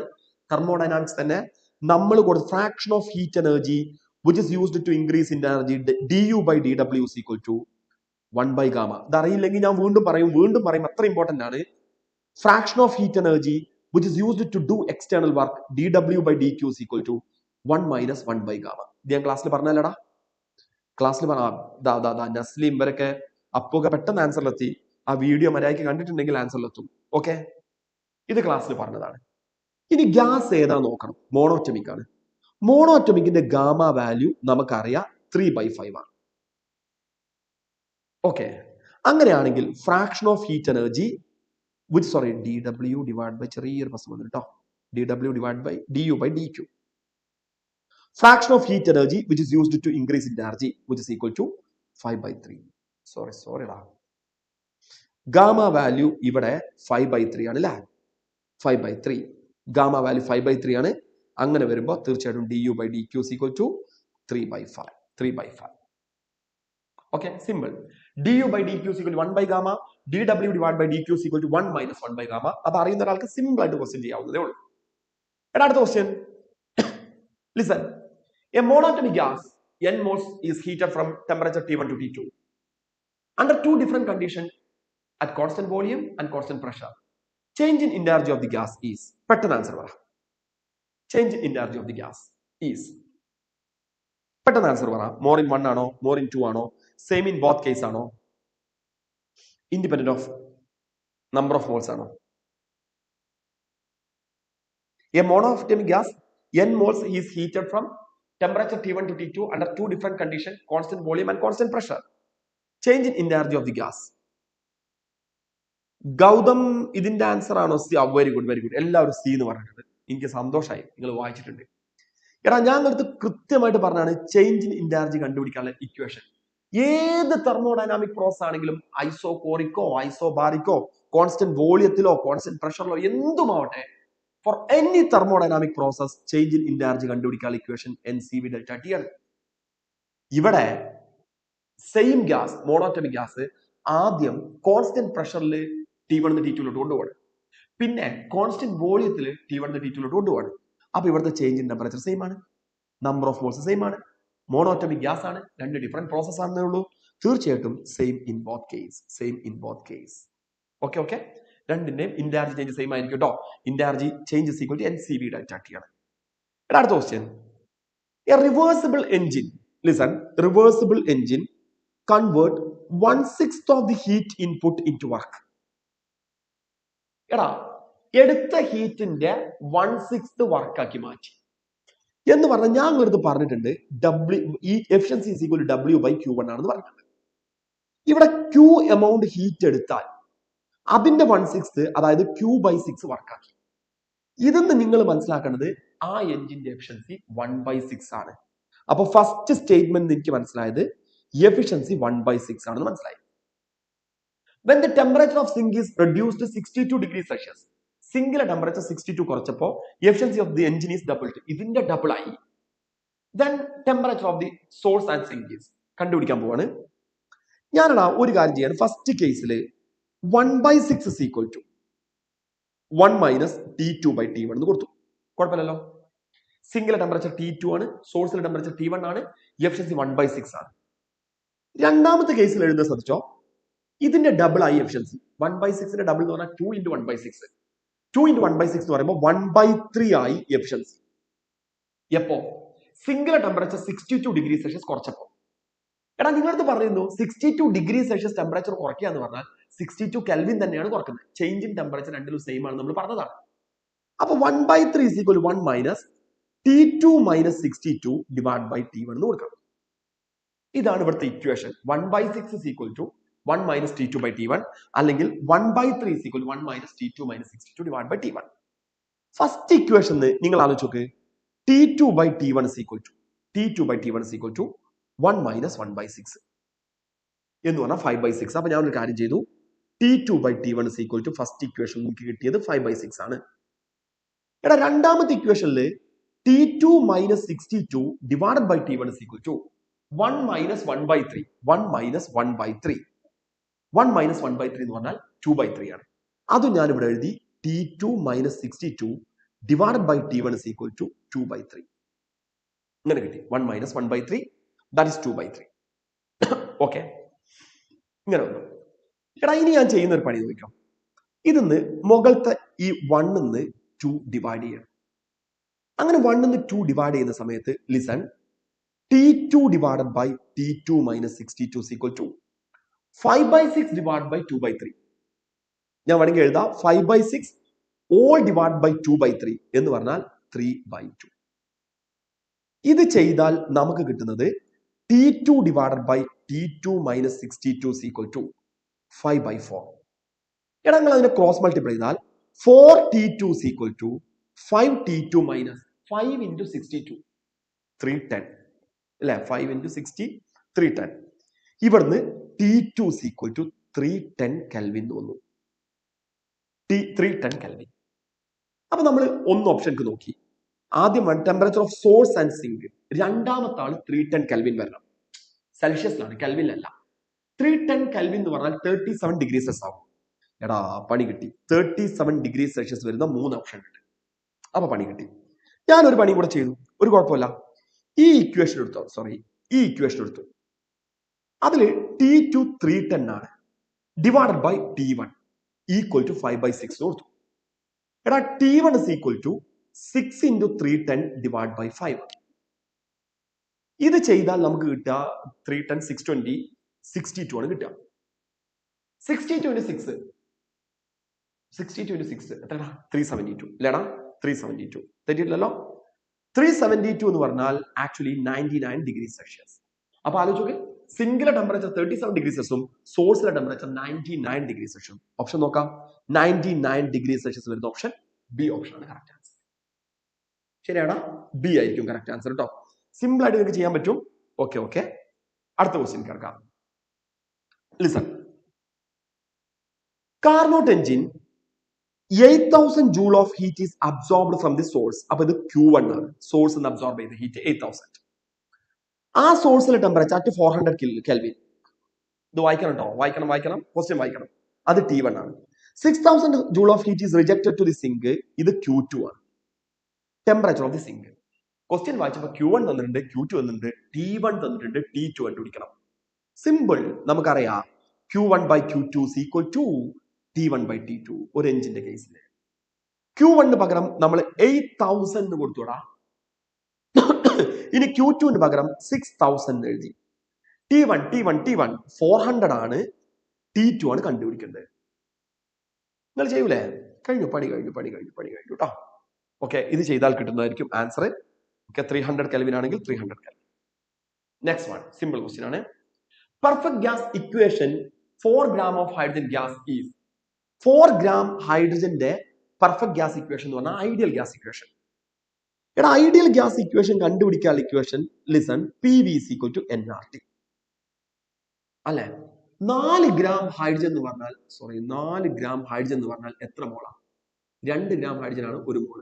4 gram എന്ന് പറഞ്ഞാൽ 2 മോളാണ്. അല്ലെങ്കിൽ നിങ്ങൾക്ക് ഇങ്ങനെ ചെയ്യാം, PV is equal to mass in gram divided by molar mass. അതാണ് നമ്പർ ഓഫ് മോൾസ് അല്ലേ? mass in gram divided by molar mass into RT. PV is equal to mass in gram എന്ന് പറഞ്ഞാൽ 4 divided by molar mass 2 into RT. Therefore ഞാൻ നേരത്തെ പറഞ്ഞു PV is equal to RT. 2 മോൾ ആണുള്ളത്. PV is equal to 2RT. B option ആയിരിക്കും answer. Simple question, B option. Next one. A Carnot engine whose sink is at 300 Kelvin. ഉടനെ ഞാൻ എഴുതി T1 is equal to zinc ആണ് അല്ലെ, തെറ്റിപ്പോയി. T2 is equal to 300 Kelvin. ഇത് നമുക്ക് കിട്ടി. Has an efficiency 40%. eta1 is equal to 40%. ഇങ്ങനെ കൊടുത്തു. By how much should be the temperature of source be increased? സോഴ്സിലെ ടെമ്പറേച്ചർ എത്ര കൂട്ടുമ്പോഴാണ് so as to increase the efficiency 50% of original efficiency. സദിക്ക് by how much should be the temperature of source be increased so as to increase the efficiency by 50% of original efficiency. പ്രശ്നക്കാരനാണ്. എടാ original efficiency എത്രയാ? 40%. അതിന്റെ 50% കൂട്ടണം എന്നാ പറഞ്ഞത്. അതിന്റെ 50% കൂട്ടണം എന്ന് പറഞ്ഞാൽ അതിന്റെ പകുതി കൂട്ടണം. ഇപ്പോഴത്തെ എഫിഷ്യൻസി 40% ആണ്. അതിന്റെ പകുതി കൂട്ടിയാൽ efficiency eta2 is equal to 60% ആകും. ഇതാണ് പ്രശ്നം. എന്നിട്ട് ചോദിക്കുകയാണ് അതിന് സോഴ്സിലെ ടെമ്പറേച്ചർ എത്ര കൂട്ടണം? സിമ്പിൾ. eta1 ഈക്വൽ ടു ഞാനൊരു കാര്യം ചെയ്തു, 1 മൈനസ് T2/T1 എന്ന് എഴുതി. എടാ eta1നെ 40/100 എന്ന് കൊടുത്തു. എഫിഷ്യൻസി 40/100 ആണല്ലോ. which is equal to 1 minus 300 divided by T1. ഇങ്ങനെ എഴുതി. എടാ ഇതും ഒക്കെ ക്യാൻസൽ ചെയ്ത് പോയില്ലേ? ഓക്കെ, അല്ലെങ്കിൽ നമുക്കൊരു കാര്യം ചെയ്യാം, ഇതിനെ 0.4 എന്ന് എഴുതാം. 300/T1 equal to 1 minus 0.4 എഴുതിക്കൂടെ? T1 ഒന്നുകൂടെ വേണമെങ്കിൽ എഴുതാം. 300/T1 is equal to 0.6. എടാ ഇതിന് T1 is equal to സോഴ്സിലെ ടെമ്പറേച്ചർ 300 divided by 0.6 ആണ്. എത്രയാണ് 300/0.6 വരുന്നത്? ഓക്കെ, which means 500 Kelvin ആണ് സോഴ്സിലെ ടെമ്പറേച്ചർ. സമ്മതിച്ചല്ലോ? ഇപ്പോ സോഴ്സിലെ ടെമ്പറേച്ചർ 500 Kelvin ആണ്. ശരിക്കും ആലോചിക്കാം. ഇനി നമ്മൾ മനസ്സിലാക്കണം എഫിഷ്യൻസി 60% ആക്കണമെങ്കിൽ സോഴ്സിലെ ടെമ്പറേച്ചർ അത്ര കൂട്ടണം. അപ്പൊ ഞാൻ രണ്ടാമത്തെ കേസിൽ എഫിഷ്യൻസിനെ eta2 എന്ന് വിളിച്ചു, which is equal to 1 minus T2 divided by T1 ആണ്. എടാ ഈ എഫിഷ്യൻസി 60% ആണ് എന്ന് പറഞ്ഞാൽ 60/100 ഞാൻ അതിനെ 0.6 എഴുതി, ഡയറക്റ്റ് ആയിട്ട് എഴുതി. 1 മൈനസ് സിംഗിൾ ടെമ്പറേച്ചറിന് മാറ്റല്ല 300 തന്നെ, പക്ഷെ സോഴ്സിലെ ടെമ്പറേച്ചർ ഇപ്പൊ 500 ആണ്, അതിനോട് കൂടെ എക്സ് കൂട്ടിയപ്പോഴാണ് ഈ എഫിഷ്യൻസി വന്നത്. എടാ ഇതിന് ഞാൻ റീഅറേഞ്ച് ചെയ്താൽ എനിക്ക് കിട്ടുന്നത് 300 divided by 500 plus x is equal to നിങ്ങൾക്ക് നോക്കാം, അതിന് ഇങ്ങോട്ട് കൊടുത്തു 0.6 അങ്ങോട്ട് കൊണ്ടുപോയി, അപ്പൊ നമുക്ക് 0.4 എന്ന് കിട്ടി. എടാ ഇതിന്ന് 500 plus x is equal to 300 divided by 0.4. 300 by 0.4 എന്ന് പറഞ്ഞാൽ ആക്ച്വലി ഇത് 3000 divided by 4 ആണ്. 3000 divided by 4 എന്ന് പറഞ്ഞാൽ 3000 by 2500 ആണ്. 3000 by 4 ആവുമ്പോൾ 750 ആണ്. നോക്കടാ, 500 plus x is equal to we can write 750 ഇങ്ങനെ എഴുതാം. ഇവിടുന്ന് x is equal to 750 minus 500, that is 250 Kelvin. Okay, ആ ക്വസ്റ്റ്യൻ രസകരമായ ഒരു ക്വസ്റ്റ്യൻ ആയിരുന്നു അല്ലെ. 250 Kelvin. നമ്മൾ ശ്രദ്ധിക്കേണ്ട ഒരു വാക്കുണ്ടായിരുന്നു 50% of existing efficiency. അത് ശ്രദ്ധിക്കണം. സിമ്പിൾ ആയിട്ട് ചെയ്യാം കേട്ടോ. Next one, listen. A refrigerator works between temperature melting of ice and room temperature. Amount of energy in kilowatt hour that must be supplied to freeze 1 kilogram water at 0 degrees Celsius is 1 kilogram water at 0 degrees Celsius. എടാ ഇത് നിങ്ങൾ ശ്രദ്ധിക്കേണ്ട ഒരു കേസാണ്. നോക്കി, a refrigerator works between temperature of melting of ice. ഇപ്പൊ റെഫ്രിജറേറ്ററിന്റെ single temperature melting of ice എന്ന് പറഞ്ഞാൽ 273 Kelvin ആണ്. സോഴ്സിലെ temperature room temperature 17 degree Celsius എന്ന് പറഞ്ഞാൽ അത് 290 Kelvin ആണ്. ഇനി എന്താ ചോദ്യം? Amount of energy in kilowatt hour that must be supplied to freeze 1 kilogram water at 0 degree Celsius. നിങ്ങൾ ആവശ്യം 1 kilogram വാട്ടറിനെ ഫ്രീസ് ചെയ്യിക്കുക എന്നുള്ള. ഇത് നിങ്ങൾക്ക് മനസ്സിലാവുമെന്ന് എനിക്കറിയില്ല, മനസ്സിലായിട്ടില്ലെങ്കിൽ ഞാൻ സ്കിപ്പ് ചെയ്യും കേട്ടോ. ബീറ്റ കോൺസ്റ്റന്റ് ഓഫ് പെർഫോമൻസ് കണ്ടുപിടിക്കാൻ ഇക്വേഷൻ T2 by T1 ആണ്. T2 divided by T2 by T1 minus T2. Okay, ഈ കോൺസ്റ്റന്റ് ഓഫ് പെർഫോമൻസ് ഞങ്ങൾ എടുത്ത് പറഞ്ഞിരുന്നു, heat absorbed from the sink to the work done for it which is equal to T2 divided by T1 minus T2. പറയുന്നത് മനസ്സിലാക്കാൻ. എടാ Q2 എന്ന് പറഞ്ഞാൽ സിങ്കിന്ന് absorb ചെയ്യുന്ന ഹീറ്റ് ആണ്. ശരിക്കും മനസ്സിലാക്കണം, സിങ്കിന്ന് അബ്സോർബ് ചെയ്യുന്ന ഹീറ്റ്. ഇനി സിങ്ക് എന്താ? അവിടെ എന്തിനെയാണോ തണുപ്പിക്കേണ്ടത് അതാണ് സിങ്ക്. ഞാൻ പറഞ്ഞിരുന്നു ഫുഡ് ആണെങ്കിൽ ഫുഡ്. ഇവിടെ നമുക്ക് തണുപ്പിക്കേണ്ടത് 1 kilogram വാട്ടറിനെ ഫ്രീസ് ചെയ്യിക്കണം. 0-ലുള്ള 1 kilogram വാട്ടറിനെ ഫ്രീസ് ചെയ്യിക്കണം. എടാ നമ്മൾ പഠിച്ചിട്ടുണ്ട് 1 kilogram വാട്ടറിനെ ഫ്രീസ് ചെയ്യിക്കണമെങ്കിൽ അതിന് എടുക്കുന്ന ഹീറ്റ് 3.3 into 10⁵ ജൂൾ ഹീറ്റ് ആയിരിക്കണം. Latent heat of fusion of water. അപ്പോഴാണ് 1 kilogram വാട്ടർ ഓക്കെ നമുക്ക് ഫ്രീസ് ചെയ്യിക്കാൻ പറ്റുക. ഇത് Q2 divided by 1 kilogram വാട്ടറിനെ ഫ്രീസ് ചെയ്യിക്കാൻ നമ്മൾ എടുക്കുന്ന ഹീറ്റ് അതാണ് Q2. 3.3 into 10⁵ divided by അതിനു വേണ്ടി ചെയ്യുന്ന എക്സ്റ്റേണൽ ഏജൻസി ചെയ്യുന്ന work. External agency electrical energy ചെയ്യുന്ന വർക്ക് W ആണ് കണ്ടുപിടിക്കേണ്ടത്. which is equal to T2 എന്ന് പറഞ്ഞാൽ 273 divided by T1 minus T2 എന്ന് പറഞ്ഞാൽ 290 minus 273. ഓക്കെടാ. എടാ ഇവിടുന്ന് വർക്ക് കിട്ടണമെങ്കിൽ listen, W is equal to 3.3 into 10⁵ അവിടെ നിൽക്കട്ടെ. ഇനി അവിടെ ഒരു 17 ഉണ്ട്. ഇതാണ് 17 എന്ന് പറയുന്നത്. 290 minus 273 ഡിവൈഡഡ് ബൈ T2 പകരം നമ്മൾ ഒരു 273 കൂടെ കൊടുത്തു. ഇത്രയും ജൂളാണ് വർക്ക്. പക്ഷെ നമുക്ക് അതിലല്ല വേണ്ടതാണ്, കുറച്ച് പണിയാണ്. കിലോ വാട്ട് അവറിലാണ് വേണ്ടത്. നിങ്ങൾ കേട്ടിട്ടുണ്ടാവും 1 kilowatt hour is equal to 3.6 into 10⁶ watt. 3.6 into 10⁶ joule. അപ്പൊ ഇതിനെ കിലോ വാട്ട് അവർക്ക് മാറ്റണം. നിങ്ങൾക്ക് ഇത് മനസ്സിലാവോ എനിക്കറിയില്ല. അപ്പൊ നമ്മൾ 3.3 into 10⁵ അവിടെ നിൽക്കട്ടെ, 17ഉം അവിടെ നിൽക്കട്ടെ, ബൈ 273 ഇത്രയും ജൂളാണ്. അതിനെ കിലോ വാട്ട് അവർക്ക് മാറ്റണമെങ്കിൽ 3.6 into 10⁶. ഇതിന്റെ ആൻസർ പെട്ടെന്ന് എത്തും. നോക്കി, ഈ 10⁵ഉം ഈ 10⁵ഉം പോയി.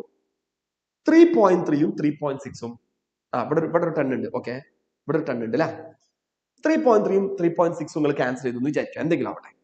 എന്തായാലും മുകളിലുള്ളത് 17 ആണ്. താഴുള്ളത് 273 ഉണ്ട്, പിന്നെ ഒരു 10 ഉണ്ട്. എന്ന് പറഞ്ഞാൽ മുകളിലുള്ളത് ഒരു ചെറിയ ഡിജിറ്റും താഴുള്ളത് വലിയ ഡിജിറ്റുമാണ്. അങ്ങനെ വരുമ്പോൾ ലെസ് ദാൻ 1 ആയിരിക്കും ആൻസർ. ലെസ് ദാൻ 1 ആയിരിക്കും ആൻസർ. എടാ ലെസ് ദാൻ 1 വരികയാണെങ്കിൽ തീർച്ചയായിട്ടും സി ഓപ്ഷനിൽ ആൻസർ വരിക. ഒന്നുമില്ല, അവസാനത്തെ ഇതിലെ കാൽക്കുലേഷനിൽ ചെറിയ പ്രശ്നമുണ്ട്. സി ഓപ്ഷൻ ആയിരിക്കും ആൻസർ. ഞാൻ ചെയ്ത് മനസ്സിലാക്കണം. Beta equal to T2 minus T1 ആണെന്ന് നിങ്ങൾക്കൊക്കെ അറിയാം. ഇനി അതിൽ T1 ഉം T2 ഒക്കെ നമുക്ക് തന്നിട്ടുണ്ട്. T1 ഉം T2 ഒക്കെ നമുക്ക് തന്നിട്ടുണ്ട്. പ്രശ്നം നമുക്ക് വേണ്ടത് ആ ഫ്രിഡ്ജിലോട്ട് കൊടുത്ത ഇലക്ട്രിക്കൽ എനർജിയാണ് വേണ്ടത്. കിലോ വാട്ട് അവറിൽ എന്ന് പറഞ്ഞാൽ വർക്ക് ഡൺ ആണ് വേണ്ടത്. ഇലക്ട്രിക്കൽ എനർജി അല്ലേ വർക്ക് ചെയ്യാം. അപ്പൊ ഞാൻ ബീറ്റയ്ക്ക് പകരം Q2/W. പിന്നെ നമുക്ക് അറിയേണ്ട ഒരു കാര്യം, 1 കിലോഗ്രാം വാട്ടറിനെ ഫ്രീസ് ചെയ്യിക്കണമെങ്കിൽ അത് എടുക്കേണ്ട ഹീറ്റ് അത് 3.3 × 10⁵ ആണ്. അത് അവിടെ സബ്സ്റ്റിറ്റ്യൂട്ട് ചെയ്യാൻ അറിയണം. അത് നിങ്ങൾ W കിട്ടും. ആ W കിട്ടിക്കഴിഞ്ഞാലടാ അവസാനത്തെ പ്രശ്നം എന്ന് പറയുന്നത് വീണ്ടും നിങ്ങൾക്ക് ഒരു നോളജും കൂടെ വേണം. 1 kilowatt hour equal to 3.6 × 10⁶ watt ആണെന്ന് അറിയണം. Sorry, 1 kilowatt hour equal to 3.6 × 10⁶ joule ആണെന്ന് അറിയണം. എന്നിട്ട് ഈ കിട്ടിയ ജൂളിനെ ഡിവൈഡഡ് ബൈ 3.6 × 10⁶ ചെയ്തിട്ട് കിലോ വാട്ട് അവർക്ക് മാറ്റണം. ഇനി അതെല്ലാം നിങ്ങൾക്ക് അറിയില്ലെങ്കിൽ നിങ്ങൾക്ക് അത് വീണ്ടും ചെയ്യാം കേട്ടോ. സിമ്പിൾ ആയിട്ടുള്ള സംഭവമാണ്. ഓക്കെടാ. Next one, a refrigerator absorbs 2000 calories of heat. Refrigerator absorb ചെയ്യുന്ന ഹീറ്റ് എന്ന് പറയുന്നത് Q2 ആണ്. സിങ്ക് എന്നാണ് ഹീറ്റ് എടുക്കുക. From ice trays, coefficient of performance is 4. Work done by the motor, work വേണം. Simple. Beta equal to Q2 divided by Q1 minus Q2.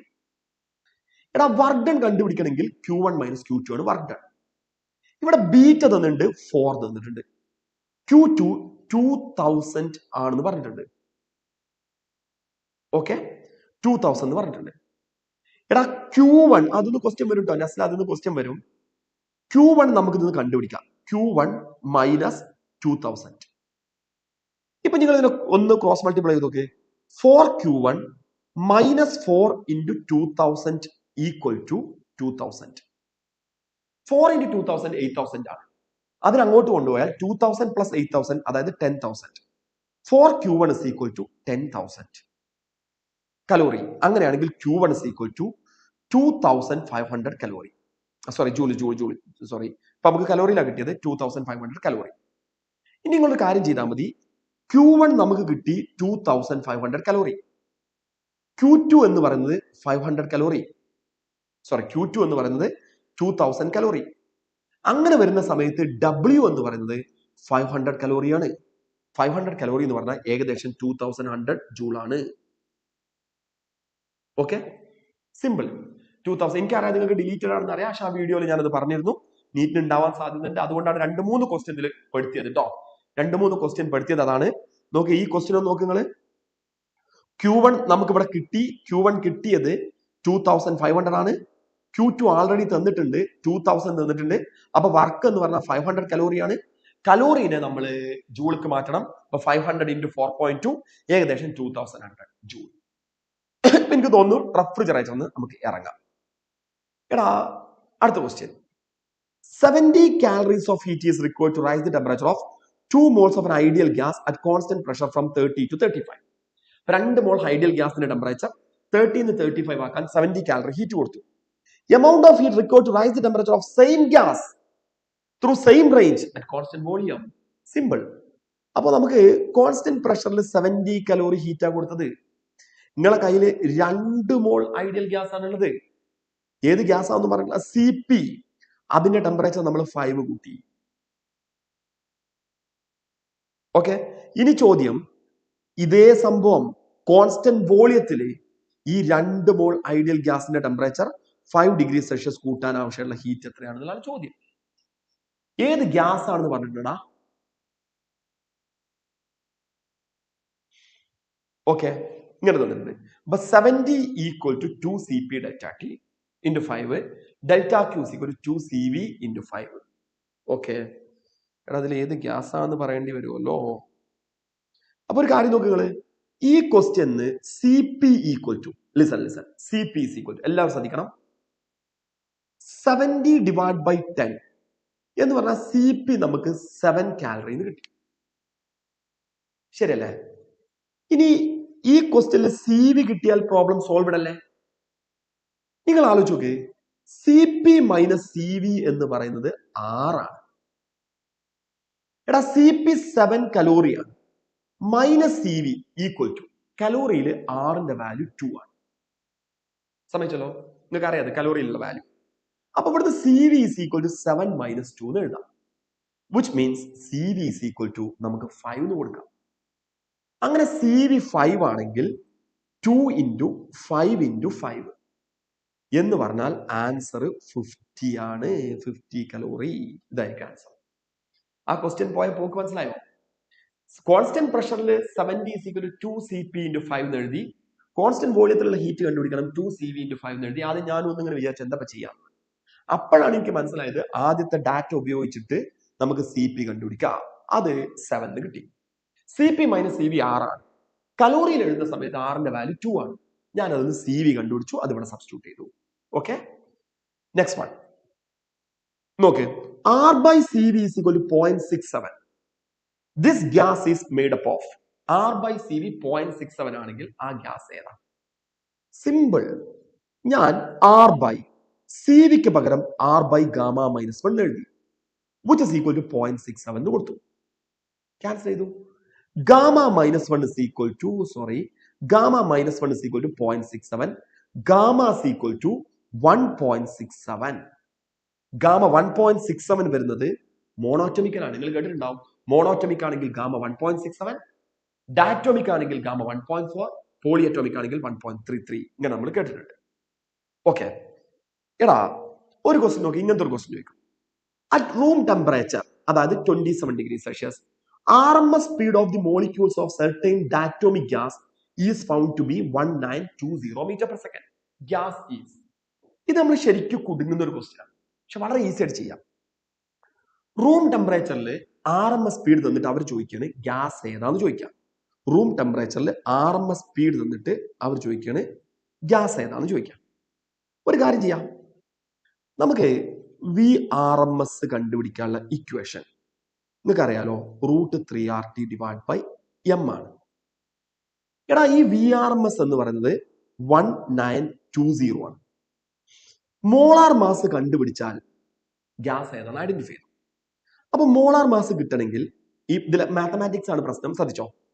3 into 8.3 into temperature എന്ന് പറയുന്നത് 27 degree Celsius, അതായത് 300 divide by M. ഇങ്ങനെ എഴുതാം. ആ M കണ്ടുപിടിക്കണം. അതിനുള്ള idea എന്താണെടാ, ഇതിന് നമ്മൾ 1.92 ഇൻറ്റു 10⁻³ എന്ന് എഴുതാം. വിച്ച് ഇസ് ഈക്വൽ ടു നേരത്തെ പറഞ്ഞ പോലെ √3 ഇൻറ്റു 8.3 എന്ന് പറഞ്ഞാൽ 25 ആണ്, ഇൻറ്റു 300 ഡിവൈഡ് ബൈ M. ഇങ്ങനെ എഴുതി. ആക്ച്വലി 1.93 എന്ന് പറയുന്നത് ലിസൺ ഇത് 2 ആണ് അല്ലെ. ഇനി ഇതിനൊരു സ്ക്വയർ ചെയ്യാം. 2 ഇൻറ്റു 10⁻³ സ്ക്വയർ ചെയ്താൽ 4 ഇൻറ്റു 10⁻⁶ കിട്ടും. ഇപ്പുറത്താണെങ്കിൽ 25 ഇൻറ്റു 300, അതായത് 75 ഇൻറ്റു 25 ഇൻറ്റു 3 75 ആണ്, 10 സ്ക്വയർ ഡിവൈഡ് ബൈ M. ഇങ്ങനെ വന്നു. അപ്പൊ ആലോചിച്ച് നോക്കിയേ, M is equal to 75 into 10 square divided by 75 into 10 square divided by 4 into 10⁻⁶. എടാ ഇതിന്ന് എനിക്ക് M is equal to എനിക്ക് കിട്ടിയത് 75 into 10 square by 10⁻⁶, 10⁻⁻⁴ divide by 4. ഞാനിതിനെ ലിസൺ ഒറ്റ സ്റ്റെപ്പും കൂടെ കഴിഞ്ഞ ആൻസർ ആയിട്ടോ. M is equal to 7.5 into 10⁻³ divide by 4 എന്ന് എഴുതി. കുഴപ്പമില്ലല്ലോ. 7.5 divide by 4, 7.5 divide by 4 approximately 2 into 10⁻⁻3. ഇത്രയും കിലോഗ്രാം ആണ് അതിന്റെ മോളാർ മാസ്. എടാ 10⁻³ കിലോഗ്രാം എന്ന് പറഞ്ഞാൽ ആക്ച്വലി ഗ്രാം അല്ലേ. അപ്പൊ നമുക്ക് മനസ്സിലായി മോളാർ മാസ് 2 ഗ്രാം ആണ്. മോളാർ മാസ് 2 ഗ്രാം വരുന്നത് ഹൈഡ്രജൻ ആണ്. എടാ അവിടെ നിങ്ങൾ കുടുങ്ങുക എന്താ അറിയോ, ഇതിനെ നമ്മളെ കയ്യിൽ ഒതുങ്ങുന്ന ഒരു നമ്പർ ആക്കിയിട്ടില്ലെങ്കിൽ, അതായത് നിങ്ങൾ 1920 എടുത്താണ് സ്ക്വയർ ചെയ്യാൻ ശ്രമിച്ചാൽ ശരിക്കും പെട്ടു, വലിയൊരു നമ്പറായിട്ട് മാറും. അപ്പൊ അതിനൊന്ന് സിംപ്ലിഫൈ ചെയ്തിട്ട് വേണം നമുക്കതിനെ, വളരെ സിമ്പിൾ ആക്കിയിട്ട് വേണം നമുക്കതിനെ ഒന്ന് സിംപ്ലിഫൈ ചെയ്തിട്ട് വേണം പ്രോബ്ലം ചെയ്യാൻ കേട്ടോ. എടാ ഇനി നമുക്ക് ഒരൊറ്റ ക്വസ്റ്റ്യനും കൂടെ ചെയ്താൽ അവസാനിപ്പിക്കാം. അത് രസകരമായിട്ടുള്ള ക്വസ്റ്റ്യൻ ആണ്. ലിസൺ, ശ്രദ്ധിക്കാം. റിലേഷൻ ബിറ്റ്വീൻ U U എന്ന് പറഞ്ഞാൽ internal energy. P pressure, V volume for an ideal gas is given by U equal to 2 plus 3 PV. The gas is. നിങ്ങൾ എന്താ ചെയ്യുക? ഇങ്ങനൊരു ക്വസ്റ്റ്യൻ കിട്ടിയാൽ നിങ്ങൾ എന്താ ചെയ്യുക?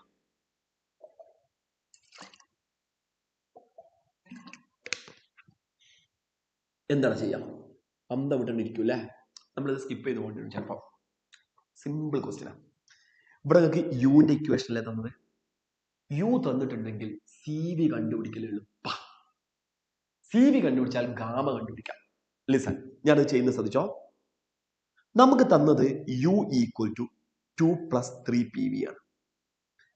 നിങ്ങളെ മനസ്സിലുണ്ട് സി വി എന്ന് പറയുന്നത് delta U by N delta T ആണ്. നിങ്ങൾക്ക് അറിയാലോ. Very good, very good. ഹസ്നക്ക് ആൻസർ എഴുത്തിലെത്തിന്. ഞാനൊരു കാര്യം ചെയ്തു. U equal to 2 plus 3 P വിക്ക് പകരം എൻ ആർ ടി എന്ന് കൊടുത്തു. P V equal to N R T. അതിനുശേഷം രണ്ട് സൈഡും ഡിഫറൻഷിയേറ്റ് ചെയ്തു.